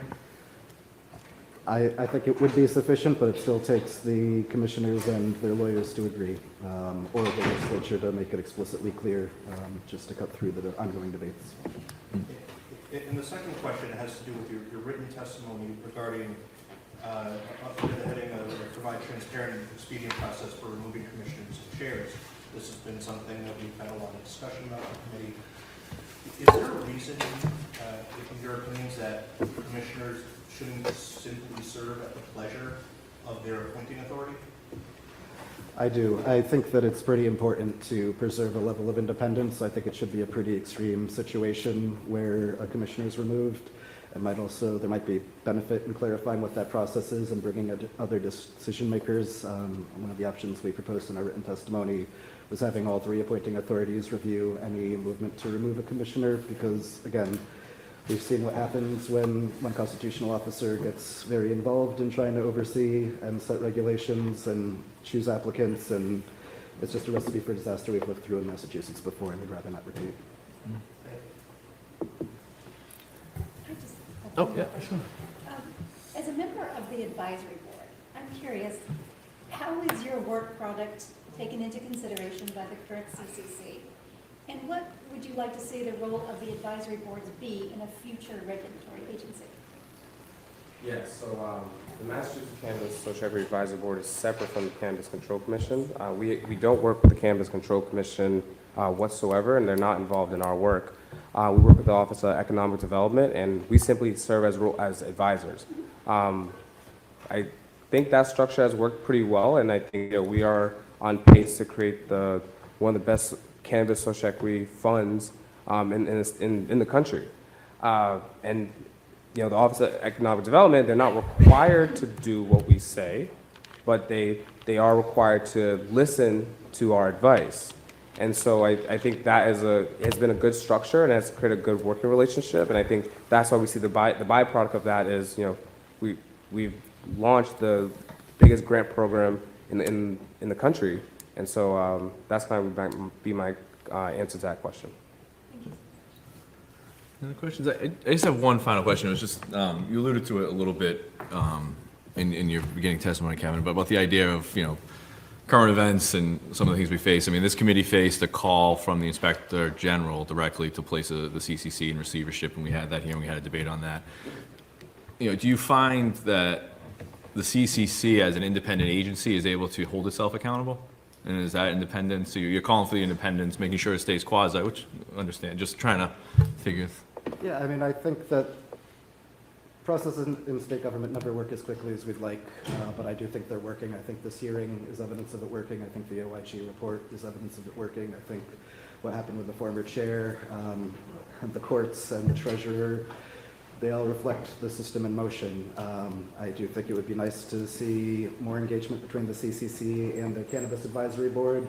There was a hearing just in the last month or so where they took up the topic of advertising and membership deals to help push that policy along. I think that that's a great opportunity for the community to have some accountability and accessibility to the commission. But by and large, as frustrating as it might be, I do think the systems are working as intended, however slowly. Any other questions? All right, seeing none. Very much appreciate your testimony. Thank you. We're going to call up one more panel, Massachusetts Municipal Association, and then we'll take a quick 5-10 minute recess for the committee. Is that? Apologize, I think we're going a little longer than we anticipated, so just remind everybody, keep your testimony to 3 minutes, please. And sure, and then just after the recess, we'll announce that at the end. The floor is yours. Thank you. Thank you. Chair Donahue, Chair Gomez, distinguished members of the committee, thank you for your time here today, and thank you for your ongoing work on this important issue. For the record, my name is Dave Kaufman. I'm the Senior Executive and Legislative Director at the Mass Municipal Association, and We are a member organization of all cities and towns in Massachusetts, whether it's gateway cities, small towns, and all corners of the Commonwealth. And we know that there's a lot of important conversation at today's hearing, and really trying to echo concern over the operations of the CCC, despite its really, really important and essential role for this industry in the Commonwealth.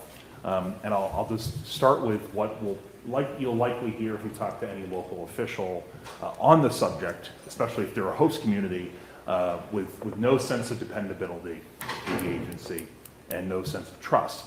And we know, despite some best efforts, really no intentional, I think enough of a relationship towards treating municipalities as essential partners, as you all do in the state, as essential partners in this work to make sure this industry can thrive rather than solely adversarial challenges.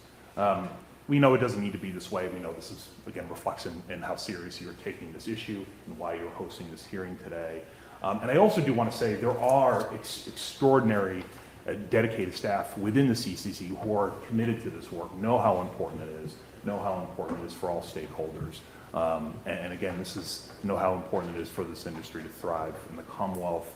I'm just really starting to then send it over to my two colleagues, but really just grateful for your partnership and how serious you're taking this work, as well as how we need really stress the urgency and a path forward for the CCC to really rebuild that trust and dependability for municipalities as host communities, as well as for the Commonwealth as a whole.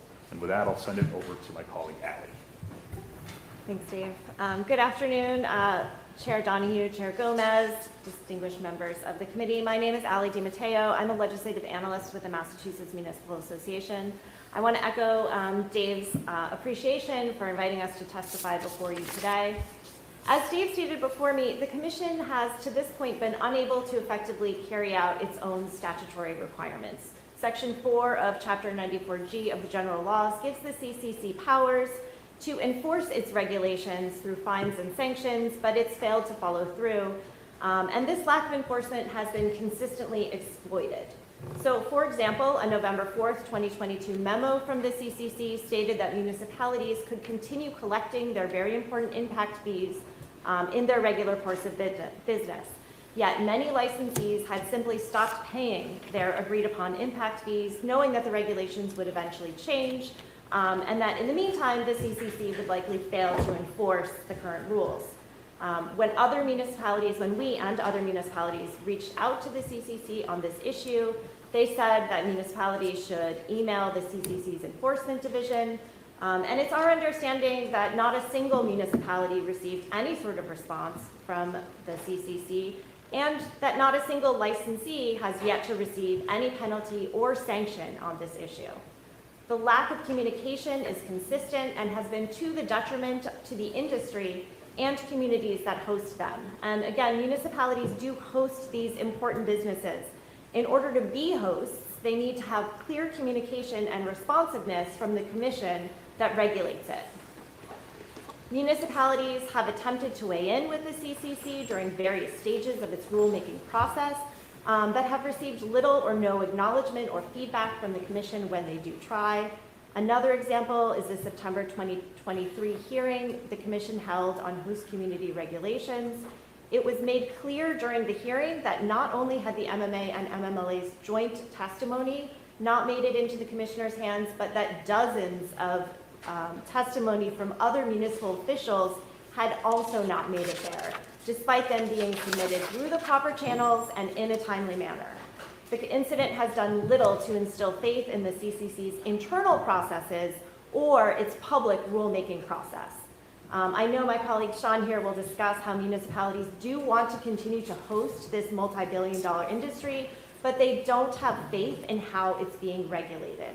As the legislature continues and considers its options, a structure that expedites effective enforcement and clear communication is really essential here. And I'll hand it over to Sean. Thank you. I'm Sean Suhosky. I'm the town manager in Athol, almost as far west as Representative Saunders, right? Almost. Route 2, it's a joy. It's a joy. I wrote down a few examples. I'm going off script. I know I hope you don't mind. I want to think about what I've heard today from everybody, from my colleagues at the MMA. I endorse and support everything that Dave and Ally have said. What municipalities need, what the industry needs, everybody that's testified before you, what the legislature would want is predictability. They want to know the rules of the road, where are the guardrails, and follow the process and see that the process works. And it will avoid all this confusion and agitation in hearings after the fact. If you ask me, I'll give you the list of various reasons why the trust between municipalities and the CCC is broken down. And I've spoken with, whether it's town managers, I've spoken with mayors, the MMA itself hears from all of the membership. I can attest that we've written testimony, I have appeared at hearings of the CCC. We know that the Mass Municipal Association and our municipal council have commented before regulations are final, no response. We've emailed on enforcement matters. In Athol, we have 10 parties that have come through, expressed interest, have host community agreements. 2 are retail, 2 are courier delivery, 2 are manufacturing, a big one, well financed, and a little one that was formed by 4 college buddies that pooled their money. So the industry is diverse. And my concern, the reason I came here today is to find anybody that will listen, to hear that for the agency to function, it's kind of like the town I work in. I answer to a select board, there are 5 people. They might be elected from different constituencies, same as the committee. But the town charter that we operate under gives the authority of the staff and the daily operations to the town manager. I manage the staff, they answer to me. I answer to the select board, the elected board. They set the policy. So I think there's a disconnect between operational effectiveness and there's still a disconnect on the policy side for all the reasons we read in the paper. And I have also met each of the commissioners that are still active and the one that's on leave. Smart, intelligent, committed, motivated, might have disparate opinions.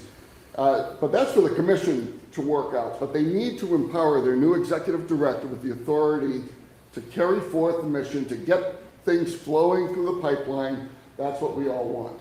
I probably have another list of grievances here on this side of the paper, but I'm going to stop there. If there are any questions, I do appreciate your time. Thank you. Thank you very much for your testimony. Appreciate it. And any questions? Yeah. Thank you, I appreciate this. This part I'm a little bit passionate about because it's very frustrating and it makes me happy every day for my town of Bellingham where I live when I was on the Board of Selectmen that we have a moratorium on retail.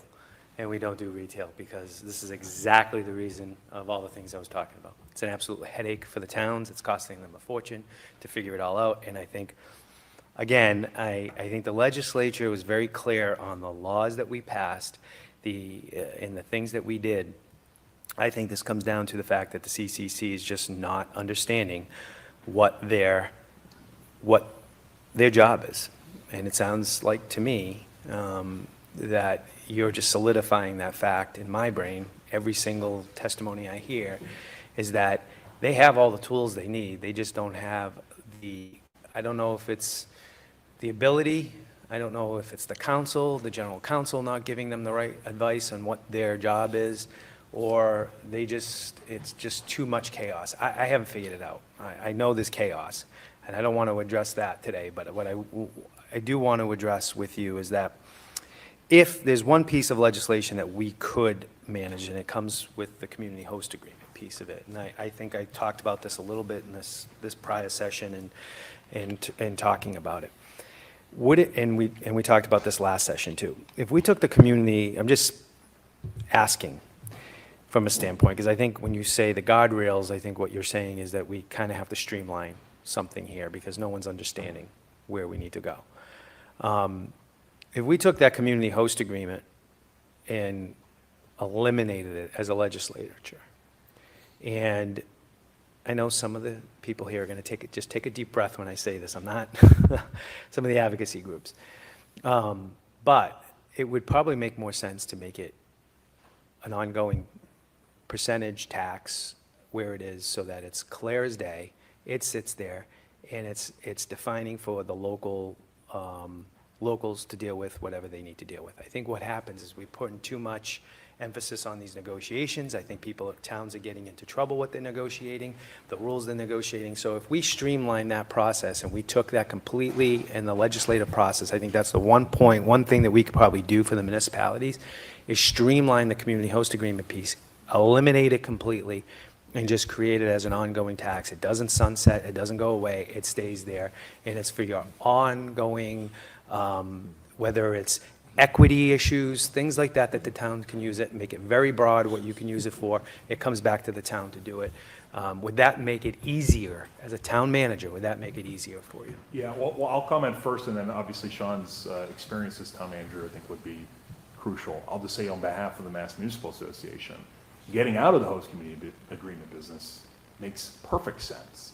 And I think as you've identified some sort of structure to, maybe it's a small localized tax to really simplify that, I think both local officials and licensees and all parties would agree that makes more sense in a way to look towards how to prospectively provide predictability, but also just fairness in the process. I might surprise Dave with this. I agree. In fact, myself and others submitted testimony probably to this committee and others, and also to the CCC, talking about that. And, you know, there's a term, I looked it up. So AI gives you an answer in Wikipedia, but remember there's an old term from the 18th century, holding the bag, right? All the valuables are gone, and who's left holding the bag? And cities and towns feel like it's us. The social equity applicants feel like they're holding this empty bag. The smaller operators feel like they're holding the bag. You probably feel the same way. The folks and I'm veering a little bit, so I answered yes to your question, but where we're at now is, yes, let's get rid of that host community agreement. While we're at it, since the state is collecting 17% between the sales tax and the marijuana excise, and has the funds, and is looking to create that social equity program, which ideally would have been created through the commission a few years ago. Let the state manage that, because right now you got a town like me, you got me, and I have a town planner. You know, we just don't have the experience to do that. So if you're going to have a licensing vehicle through the Commonwealth, and it's funded, and it already is, I agree. We would be okay. Do away with that host community agreement and streamline things for everybody's benefit. So I feel confident saying that, having talked to my select board as well. I wouldn't be out here on the limb.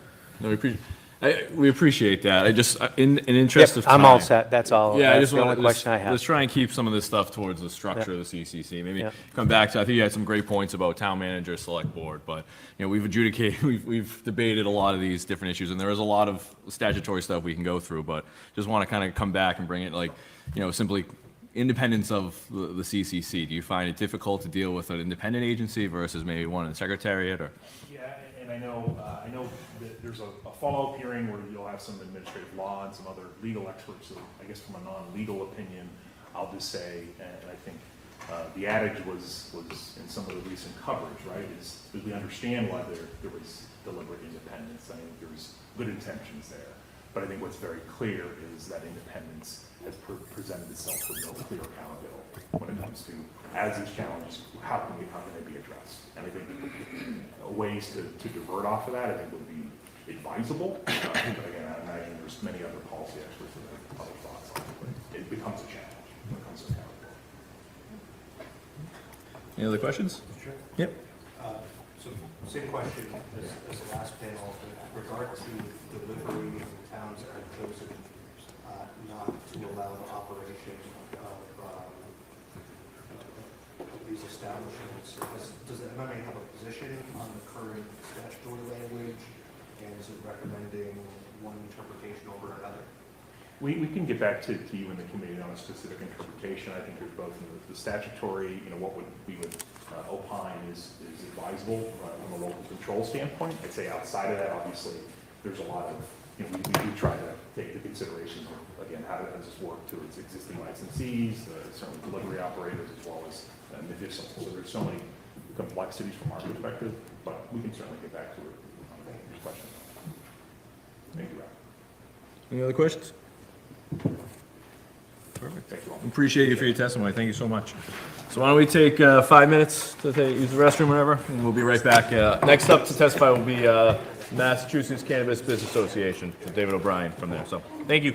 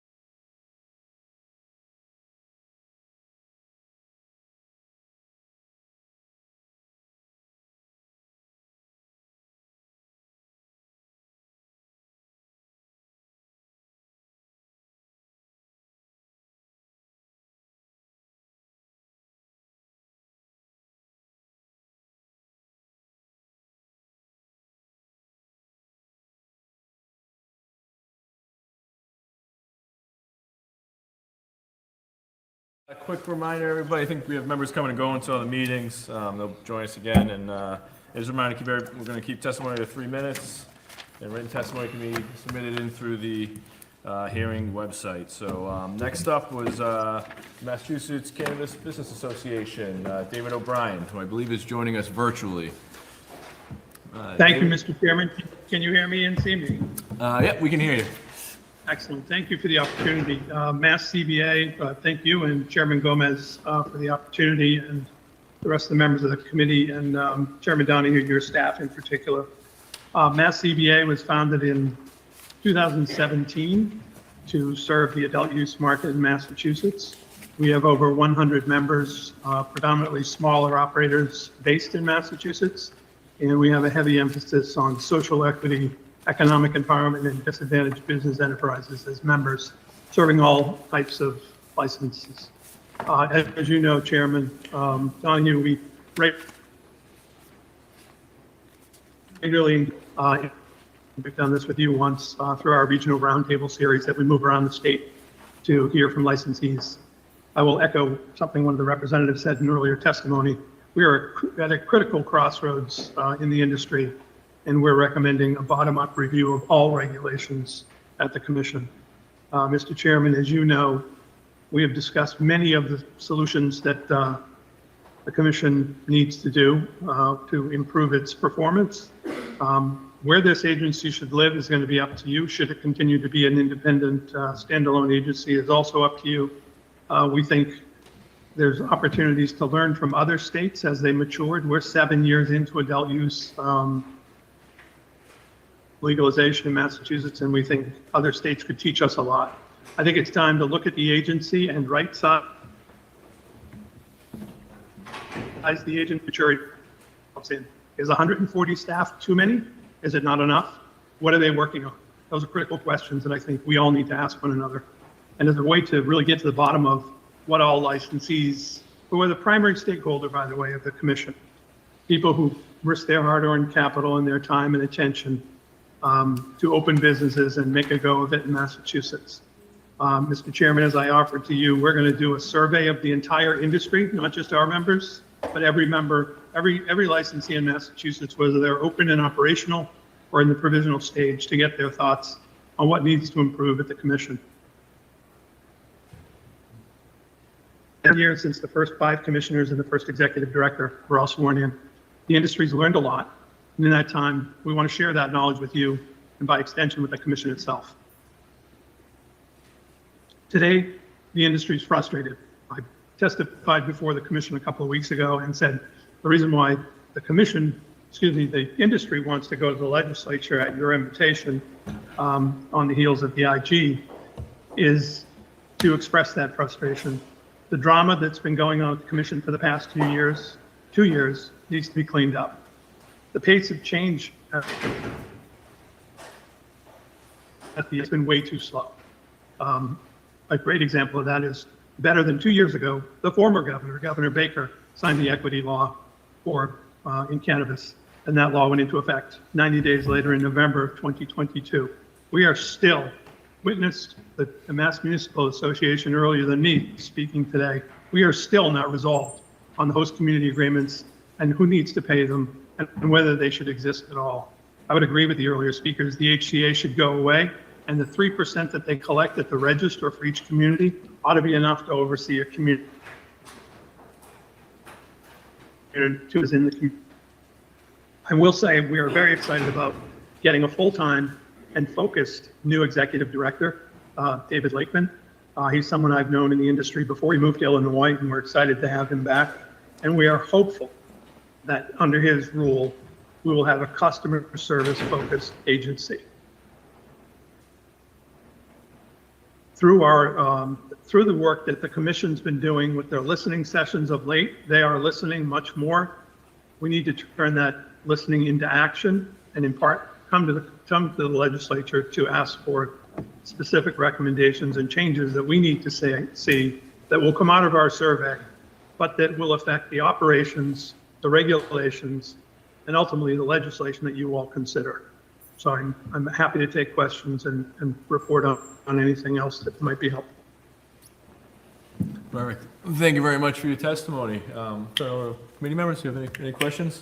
Start off with? Yeah, Representative Saunders? Oh, yeah. Can you hear us?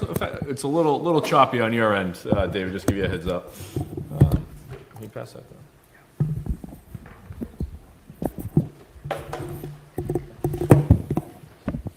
Thank you, Mr. Chairman, and thank you for your testimony, Mr. O'Brien. Appreciate the sort of detailed analysis of your dealings with the commission. And I want to ask you a question that I asked panelists before. With regard to the commissioners and their responsibility, does your organization, or do you have a position on why commissioners ought not simply serve at the pleasure of the appointing authorities? It feels to me, can I just step back and tell you what I think the commissioners serve as? They seem to serve as a board of directors to the agency, and some of them want to set policy, and others of them are less involved in that. The first round of commissioners, for example, 2 commissioners, Shailene Titlo and Steve Hoffman, were both very vigorous in their opposition to HCAs being enforced the way they were, but the general counsel at the agency sort of took a pass on that and said it would be too much for the agency to, so we find ourselves in court fighting for money to get back. I don't know what became of where we ended up today and why the drama is what it is. It strikes me that the agency, while independent, is a bit of an orphan because it's not, the governor's not looking at that agency every day. The 2 other appointing authorities are not looking at that agency every day and holding it accountable. They're not, to my knowledge, they're not calling each commissioner and saying, hey, do this and fix this. I think from the legislator's point of view, from the legislators I've spoken to, the fact that we've made so much negative news over the last couple of years when it comes to the drama and the sort of Game of Thrones that goes on at the agency is not helpful to anybody. It's not helpful to see meetings open with who fights to sit in the chair to chair the meeting. That doesn't help us run our businesses. It doesn't help them regulate us. But one of the things that is frustrating to us is the lack of customer service, the lack of evenness when it comes to enforcement in the industry is beyond the point of frustrating. And I guess a follow-up question to that, and the chair had mentioned this a bit earlier. The Inspector General had indicated that it was his opinion that the commission be put into receivership. Do you believe that is the appropriate path in the interim and that a new structure ought to be established? I don't know. More often than not, in the states that I've observed where it's worked better than a standalone agency standalone quasi-public, is it fits under another state agency and someone's accountable to it and they all have bosses. The agency is accountable. We're the largest stake. Any given day, they may ignore us as well. And that's frustrating because the industry exists as a result of the people who risk their hard-earned capital to open these businesses. And to bring the tote board monthly or annually and say, aren't we doing a great job as an agency? I'd like them to celebrate the people in the industry who are doing the work. Great. Thank you. Sure. Any other questions from the committee?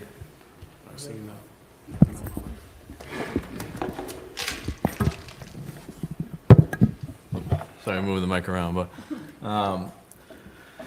appreciate your testimony, some of the insights that you have. One of the, talking about some of the, I guess you had used the word drama from in your testimony, but as far as, you mentioned a line of a board of directors. Do you see that is the governance structure help to hold the CCC accountable that exists currently, or is there you're saying about the governor not being able to see, or the other entities or other parties not having direct ownership of the CCC? Do you or your members see that there might be credence to maybe moving the CCC to a different place instead of just having it as independent? Is that kind of what you're discussing? Yeah, I think they'd like to see it be more predictable, Mr. Chair, and I think under its current iteration, it does not feel predictable. And it's again, so frustrating because I don't think the appointing authorities are in regular touch with their commissioners, and then the staff at the agency doesn't work for those appointing authorities. They work for the agency. That's a standalone. And I've heard some people at the agency say, well, the legislature can't tell us what to do. I said, well, they can't until they do. And when they do, you may not like it. So how about plugging in and tuning into the fact that you have some oversight here, and you shouldn't have to reach crisis point, which is what we're at now, to have you make decisions about an agency that should be fully functioning on its own. Now, in fairness, they built an agency from scratch. It did a good job getting up and running. It improved wait times for licensing, but it's uneven in its oversight. And to many of the earlier speakers' points, not everything can be a priority because everything doesn't get done. And there are certain things that the industry would like to see done. And there's still, the former executive director told me 2 years ago, we probably overregulated in the beginning. So let's peel that back, because every bit of regulation is time and attention and ultimately money for these licensees. And it's money that they don't have in a constricting market. And then, so if you say, as in the 7 years since, say, the creation of the CCC, has the industry, the perceptions, or the market changed enough that maybe are you saying the CCC might not meet the current demand, or the level of regulation might not meet the current moment? I think that's fair. I think it's fair, and I think it's. I think they started off doing things that were hyper restrictive, and I think with a bottom-up review to look at, like testing for certain elements. You heard that from Megan Dobro, who's a member of ours earlier. Time to review the way we did business at the inception of this industry 7 years in. If they're going to be a learning a learning organization, they should be listening to the industry who's learning every day how to do this more effectively. And one of the things we've said to commissioners is, look, we're never going to ask you as an association to do something that's going to be bad for public health or bad for public safety. But if anything we argue for isn't going to affect either of those things, let the industry flourish.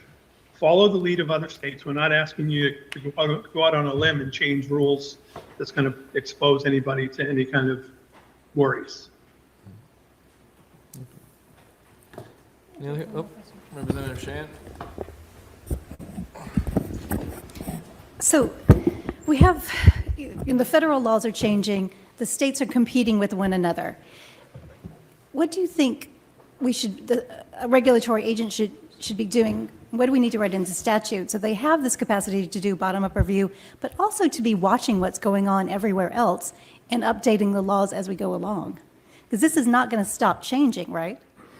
No, and I would argue, Representative, they have the ability to do regulatory review now on a regular rolling basis. And I think the current acting chair, Commissioner Stebbins, has said, why are we not doing regulations on a rolling basis? He came from the Gaming Commission where they could do that a little more regularly. And I get it. It's a burden on the staff to have regulatory work on top of the other work they do. My argument would be, what is the other work they're doing? And do we still need to do all of that work anymore?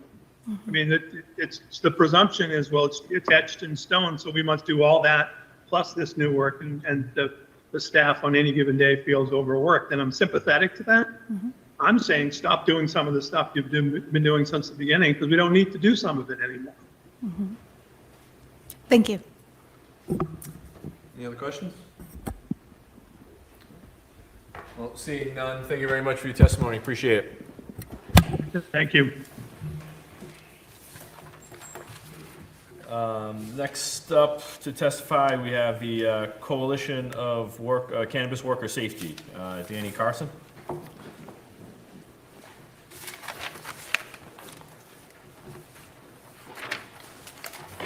Good afternoon, everybody. Thank you so much for your time today. Welcome.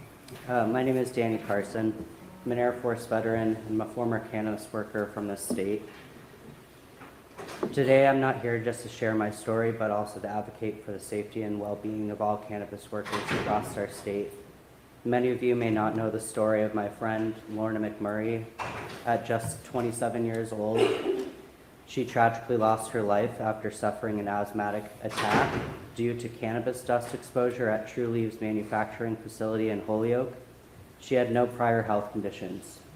Her death was not just a personal loss to me, it underscores a critical issue in our industry. And since Lorna's passing, I have dedicated myself to advocating for safer work conditions in the cannabis sector. With over 20,000 registered cannabis agents in Massachusetts, it's alarming that the Cannabis Control Commission has yet to implement effective worker health and safety protections for workers like us. In recent months, I've heard countless complaints from workers about severe mold issues, new health problems, medical emergencies taking place at these manufacturing sites. These concerns are compounded by numerous OSHA complaints and labor rights violations, leaving workers fearful for even asking for proper protective equipment. According to Chapter 94G, Section 4, Paragraph 23, the Commission is responsible for creating health and safety standards in consultation with the Department of Public Health and the Department of Agricultural Resources. Yet the regulations currently in place merely direct employers to follow existing OSHA guidelines, which are not specific to the cannabis industry. In November of 2023, the Commission itself acknowledged the Department of Public Health's Fatality Assessment and Control Evaluation Report about Lorna's case. However, they failed to act on its recommendations to improve the health and safety of these facilities. The lack of action is unacceptable. Together with experts from MassCOSH, the Massachusetts Coalition for Occupational Safety and Health, I have proposed actionable recommendations to improve our working conditions to the Commission on 3 separate occasions. We have called for the creation of both health and safety respiratory health plans, air quality inspections in these production areas, and a commitment to communicate with workers during their investigations. Yet despite receiving and acknowledging all of these proposals, not one of them has been implemented. Today, I urge the Joint Committee on Cannabis Policy to take meaningful action now. We need robust health and safety standards that protect workers. We need air quality testing. We need a safety-first work environment.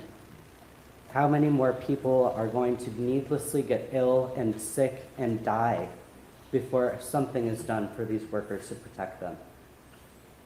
Thank you for your time. Thank you for your testimony. Senator Gomez? One, I just want to say my condolences from the whole committee on the loss of your friend. I live in Springfield, and I know exactly the issue that you're talking about. My prayers go out to you and your family and her family, and obviously her work colleagues as well. I think today's, out of all today's testimony, I think workers' rights is something that really sticks out to me, and really is something that I look forward to working on next session. I know that, making sure that some of these facilities are safe and, doing tours in different parts of the country, the safety protocols that they have instilled. If some of these safety protocols, essentially when it comes to the workers, aren't instilled, that's something that my office, I think all of us are looking forward and towards to be able to make these facilities a safe place to work for all. So I just wanted to say thank you for that. It was just more of a comment, not more of a question. And then if you can share any of that information that you have, because of the interest of time, if you can share that with myself and Chair Donahue, we would appreciate it. Yes, sir. Thank you so much. Excellent. Thank you. Any other questions from the committee? Yeah, Representative? Yeah, I echo the comments of the Senate Chair, and just wanted to ask, drawing on my former city council hat, I mean, you brought up all of these issues, complaints that have been brought, lack of action, I'm taking notes.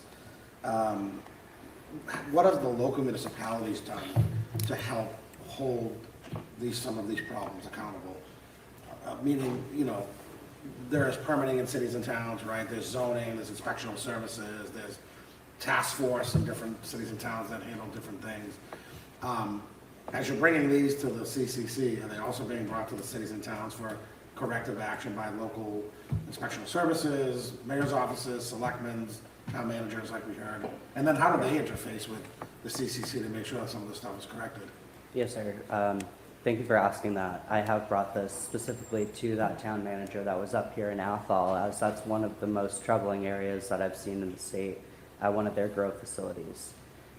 They've had 7 ambulance calls there to that facility in the last 2 years alone because of workers' health and safety issues, and they are aware of that. The local municipality's Department of Public Health feels they have no hand in the direction of anything to do with cannabis, and is told by their leadership that they're hands off for all of the inspections. I've pulled all of their host community agreements and anything that I can to get more information on who could help at this point, but it seems the CCC is always the person that I'm told to contact, and that agency is always unresponsive or unwilling to help in any capacity. So it sounds like there's a disconnect there about who was supposed to do what, and it's being referred back to the CCC, and then there are these questions you brought up, so I appreciate hearing that. Yes, sir. Thank you. Any other questions from the committee? Well, seeing none, I very much appreciate your testimony. Thank you very much. Thank you very much for your time. Thank you so much. So next up to testify, we have the Parabola Center. Which there we are. I think you said that, right? Who's that?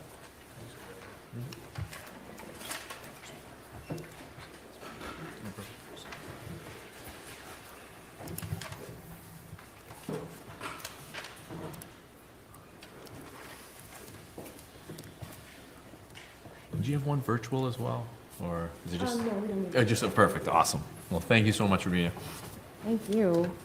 Thank you all for the invitation to testify today.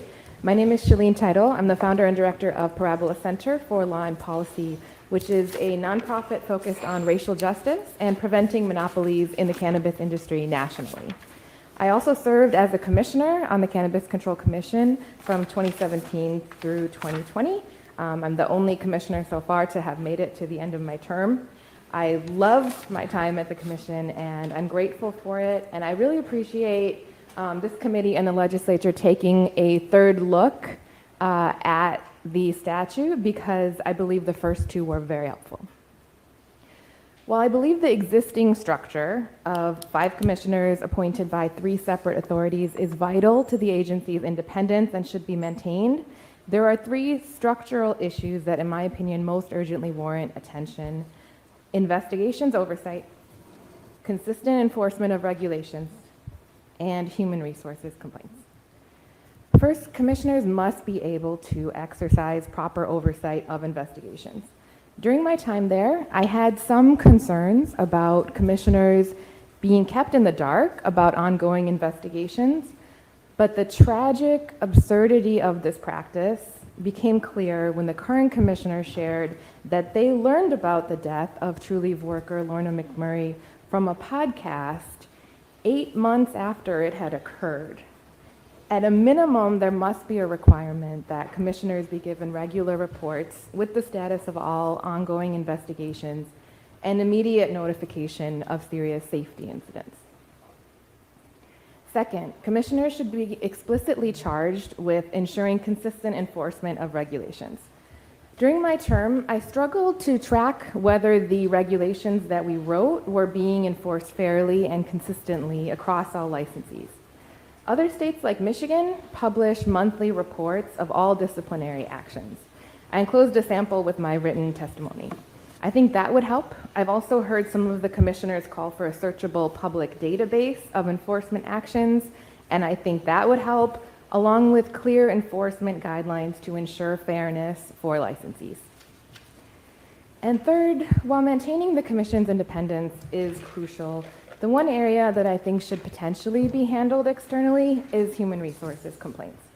During my time there, I saw attempts to use the complaints process to block legitimate oversight, a problem that appears to have gotten worse, and it may be distracting from good faith complaints that should be acted upon.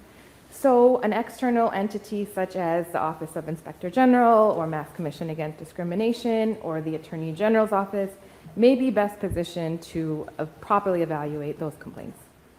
And then finally, this is more of a flag, but the Parabola Center focuses on, among other things, preventing regulatory capture by the tobacco industry nationally. And we've noticed an attempt to co-opt language about highly regulated industries in cannabis legislation in order to make an opening for tobacco industry influence.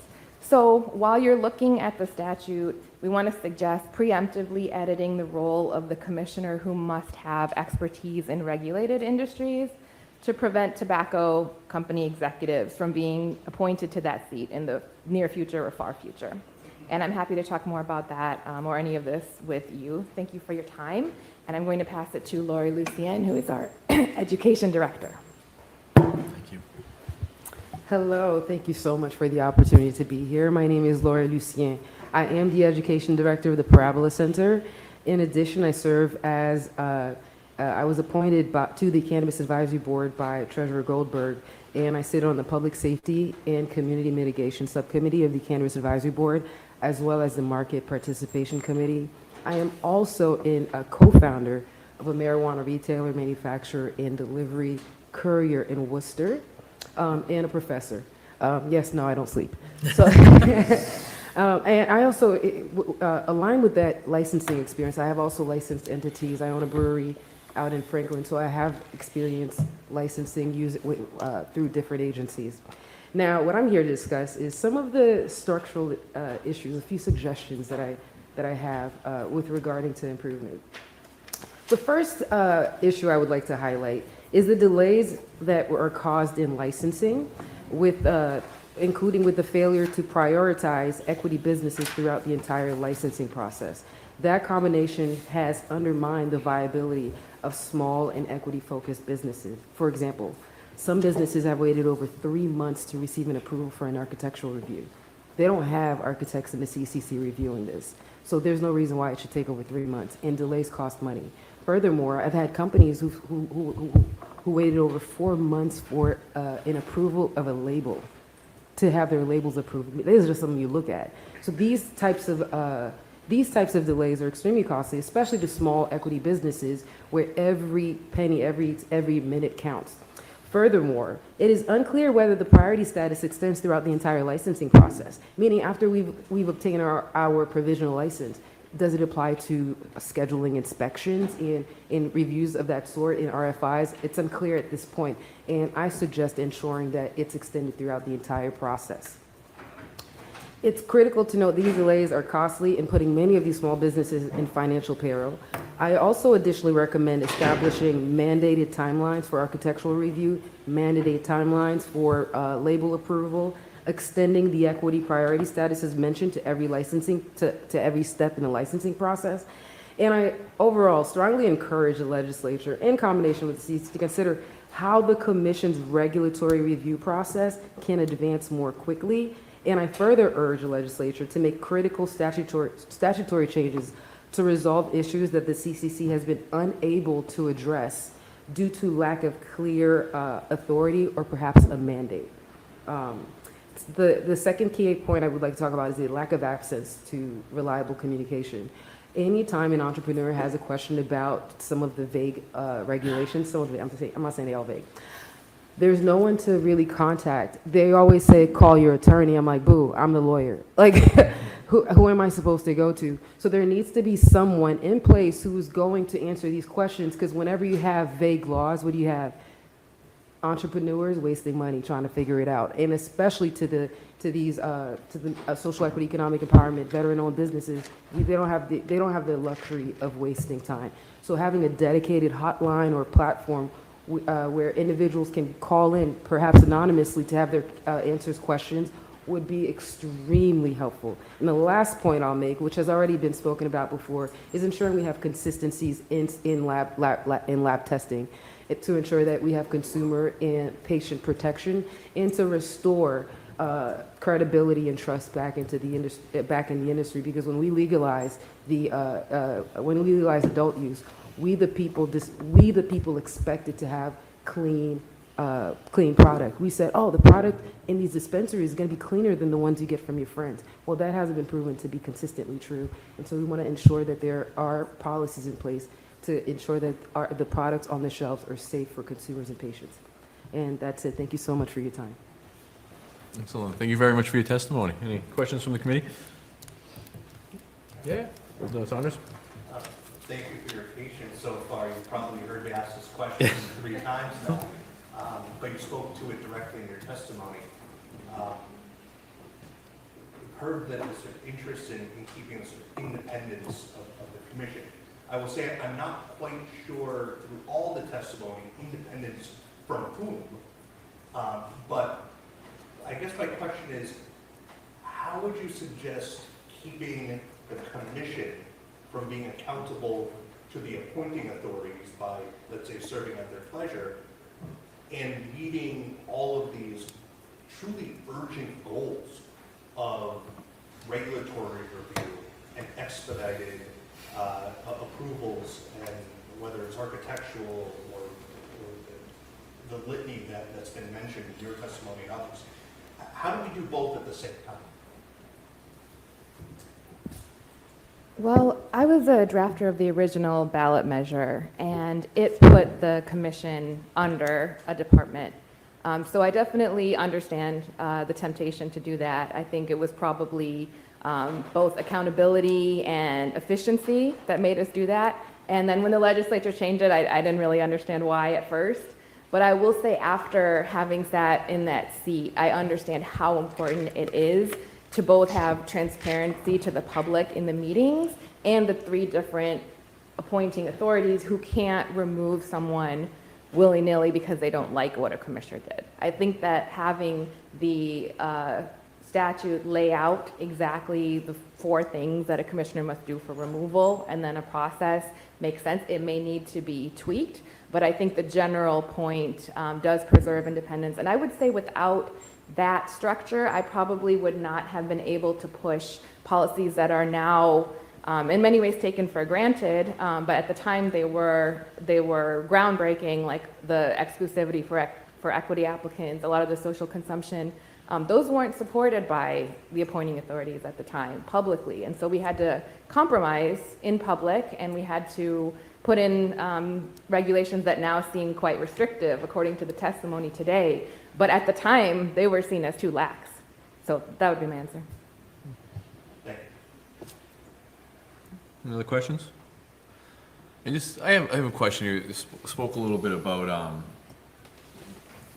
the worry about like a tobacco industry or other industries getting involved in the regulatory scheme and stuff like that. And it just kind of brings up to mind, obviously, I think with the issue of federal rescheduling on the horizon, and obviously there's much more changes to come to the cannabis world.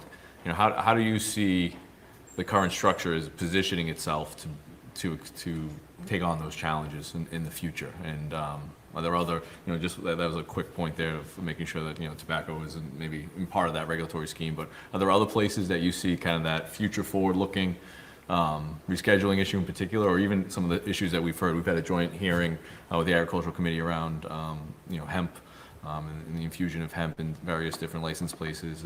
You know, how do you see, is there a place for us to add to the structure of the CCC to kind of take on those challenges? Or opportunities, not necessarily challenges. Right, both. Let me make a placeholder on hemp because I don't know what's going to happen with the Farm Bill. I would love to come back with you back to you on that. I think that the structure is very strong that the legislature put in place. I think the ownership limit of 3 licenses was so prescient to do in 2016 because now with legalization and rescheduling on the horizon, it's going to be very important. But the big thing actually doesn't need to be done by the state legislature, in my opinion. It needs to be done by Congress, and that would be to allow Massachusetts and other states to keep their current programs, particularly worker protections and social equity protections that would not survive federal legalization because of the Dormant Commerce Clause. But they would be able to survive if Congress explicitly allows that to happen. Any other questions from the committee? No? Actually, just one. Yeah, absolutely. You mentioned third party reviewing HR concerns. Is there any other regulatory agency in the state that has that same policy? I don't know of one, and that feels like a bit of a drastic thing to suggest, But just from my observation, it really seems like these complaints, my observation from the outside, it seems like these complaints are hampering the commission's ability to do its job, and that there really needs to be a neutral process to look at those complaints. Does the independence of the agency contribute to this problem? That there are HR concerns that are hampering good management and need independent observation? I don't believe so, because I think the independence of the agency really makes it more transparent and accountable to the public. But the complaints are internal, and of course you'll see, you know, when there are questions about it, they just respond perhaps appropriately. We can't comment on this, it's a personnel matter. So I think it would make sense to have someone else able to address those questions. Thank you. Any other questions? Well, seeing none, thank you very much for your testimony. Very much appreciate it.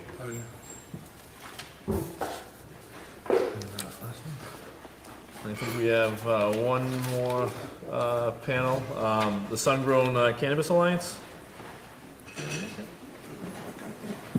Thank you for your patience coming through this. The floor is yours.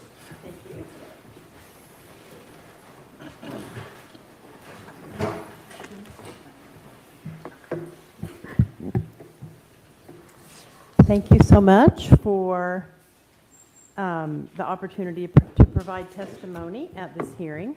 My name is Dawn Duncan. I am a resident of Lynn, Mass., a social equity program participant, a cannabis equity advocate, an industrial hemp licensee, a person with indigenous ancestry, and I'm here on this panel as the treasurer of Sungrown Cannabis Alliance. I'm joined by fellow board members Matt Allen from New England Craft Cultivators and Goldie Piff, a farmer and cannabis equity activist. The Sungrown Cannabis Alliance, SGCA, is a coalition of outdoor growers in Massachusetts who aim to increase consumer awareness of the differences between indoor and outdoor grown cannabis, eliminate unnecessary restrictions on outdoor grows, and provide support, education, and services to growers. As a coalition, we're tasked with the charge to protect and promote the interests of licensed outdoor cannabis growers, and we're offering testimony at this hearing in hopes that the regulatory framework, the statutes, and the operations of the agency or agencies ultimately responsible for oversight of cannabis licensing and operations in Massachusetts implement the regulations and practices in a manner that supports and helps us meet our needs as cannabis growers. Unfortunately, many elements of the current system stifle our ability to meet even the most basic of our business goals as growers. As a result, it appears that there's a need for some reforms to address these concerns. SGCA would like to share today our experience and some of our needs in relation to the goals of this hearing, acknowledging that we're not policymakers, and of course it's not our responsibility as growers to micromanage the internal workings of the CCC.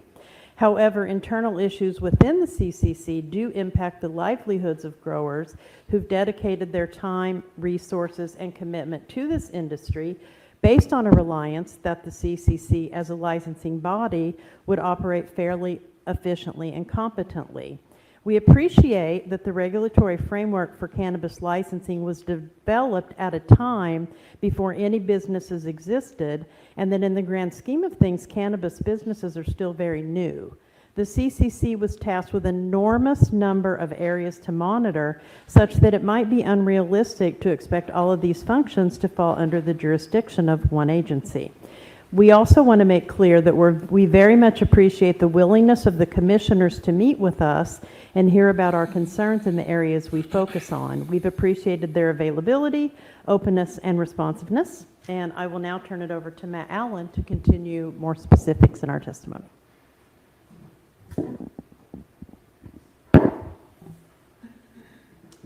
Thank you, chairs and committee members, for the opportunity to speak here today. It's certainly refreshing to see policymakers, so passionate about making sure that we can succeed as small business people. I've operated an outdoor farm in Coleraine. My name is Matt Allen, but I first got involved in the industry as part of the movement to allow safe access to cannabis for patients about 20 years ago. Back then, there's a lot of perception of cannabis as a public safety threat, but now it's gratifying to see policymakers looking at cannabis as a potential engine for economic development. And it's time for the CCC to likewise evolve its mission to supporting small business owners, farmers like us, and social equity applicants. We've set up a regime under which only well-funded big corporations can survive. And if we don't take bold action, we're really just setting the stage for small businesses to die and leave the industry ripe to be replaced by multinational tobacco companies. One example of that is testing. The testing we have to undergo. As a farmer, I have to test every 15 pounds I grow in triplicate. I got to test the water to make sure there's no microbes in there. I got to test the soil to make sure there's no heavy metals in there. Then I got to test the cannabis afterwards to make sure there's no microbes or heavy metals in there either. So soil testing alone for a full-size cannabis farm in Massachusetts can cost upwards of $430,000 a year. That's for testing dirt every year. So farms can't function under rules like this. And as Don said, the commission is just up to too much. How can one agency track every gram of cannabis that is produced, verify that every operator is checking the criminal background of everyone they hire, review all the packaging to make sure that it's not too colorful, make sure each business meets its obligations to areas of disproportionate impact, review hundreds of pages of standard operating procedures for each of hundreds of businesses annually, inspect each business, and conduct licensing for growers, pharmaceutical manufacturers, and retail sales. So it's just too big for that agency to be successful. It means proper time and energy isn't going to some of the areas that we've heard about. Another one is metric packages. Metric is the seed to sale tracking database that we all have to use.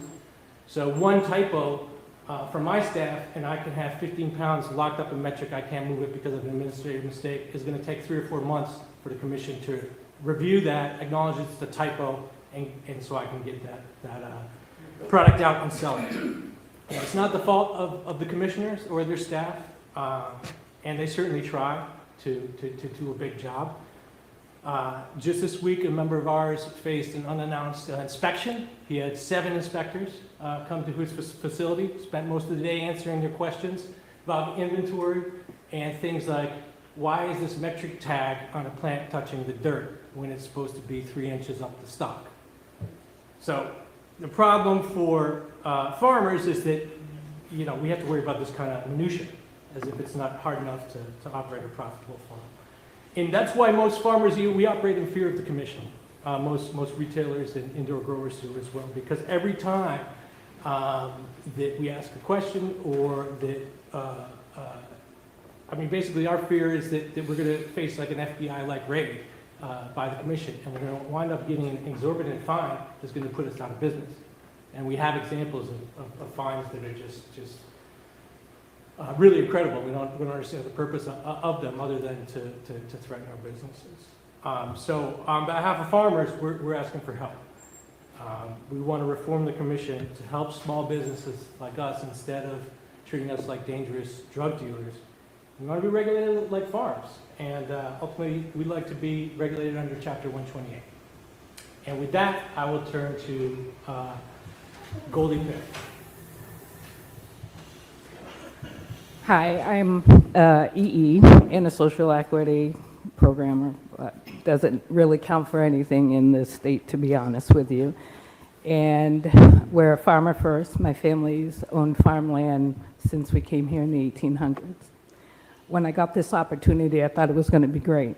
With all the legislation and rules and everything going on, a lot of farmers, not just myself, but I've worked with plenty of other farmers, are finding it hard to even think about getting into it because, first of all, we're farmers. Farmers are poor. We feed you, but we don't really have money. And so I'm asking for reform in the CCC and keeping in mind that we were written into law. Farmers are an important part of the state, and we've been looking for assistance with every commission that has been appointed. I've said and asked for the same things. We have a social equity fund, but we don't have a social equity program centered around farmers. So yeah, I'm a social equity advocate and I am entitled to all these classes. None of it has to do with farming. And so for me and other farmers, it's kind of useless. And the programming should benefit all of us. That's number one. Number two, as a patient and a caregiver, my mom has cancer. I drive out of state, all the way to Maine, to get cannabis oil for her to make sure it's safe and clean. Because I know I don't own anything in this industry, but I work with a lot of companies. I'm always in this. I know it's not safe. I don't feel comfortable giving my mother cannabis oil from a majority of the places here because I can't guarantee that the testing is correct and my mother's life is on the line. It's not fair for us to have to do that, and the cost alone is just outrageous.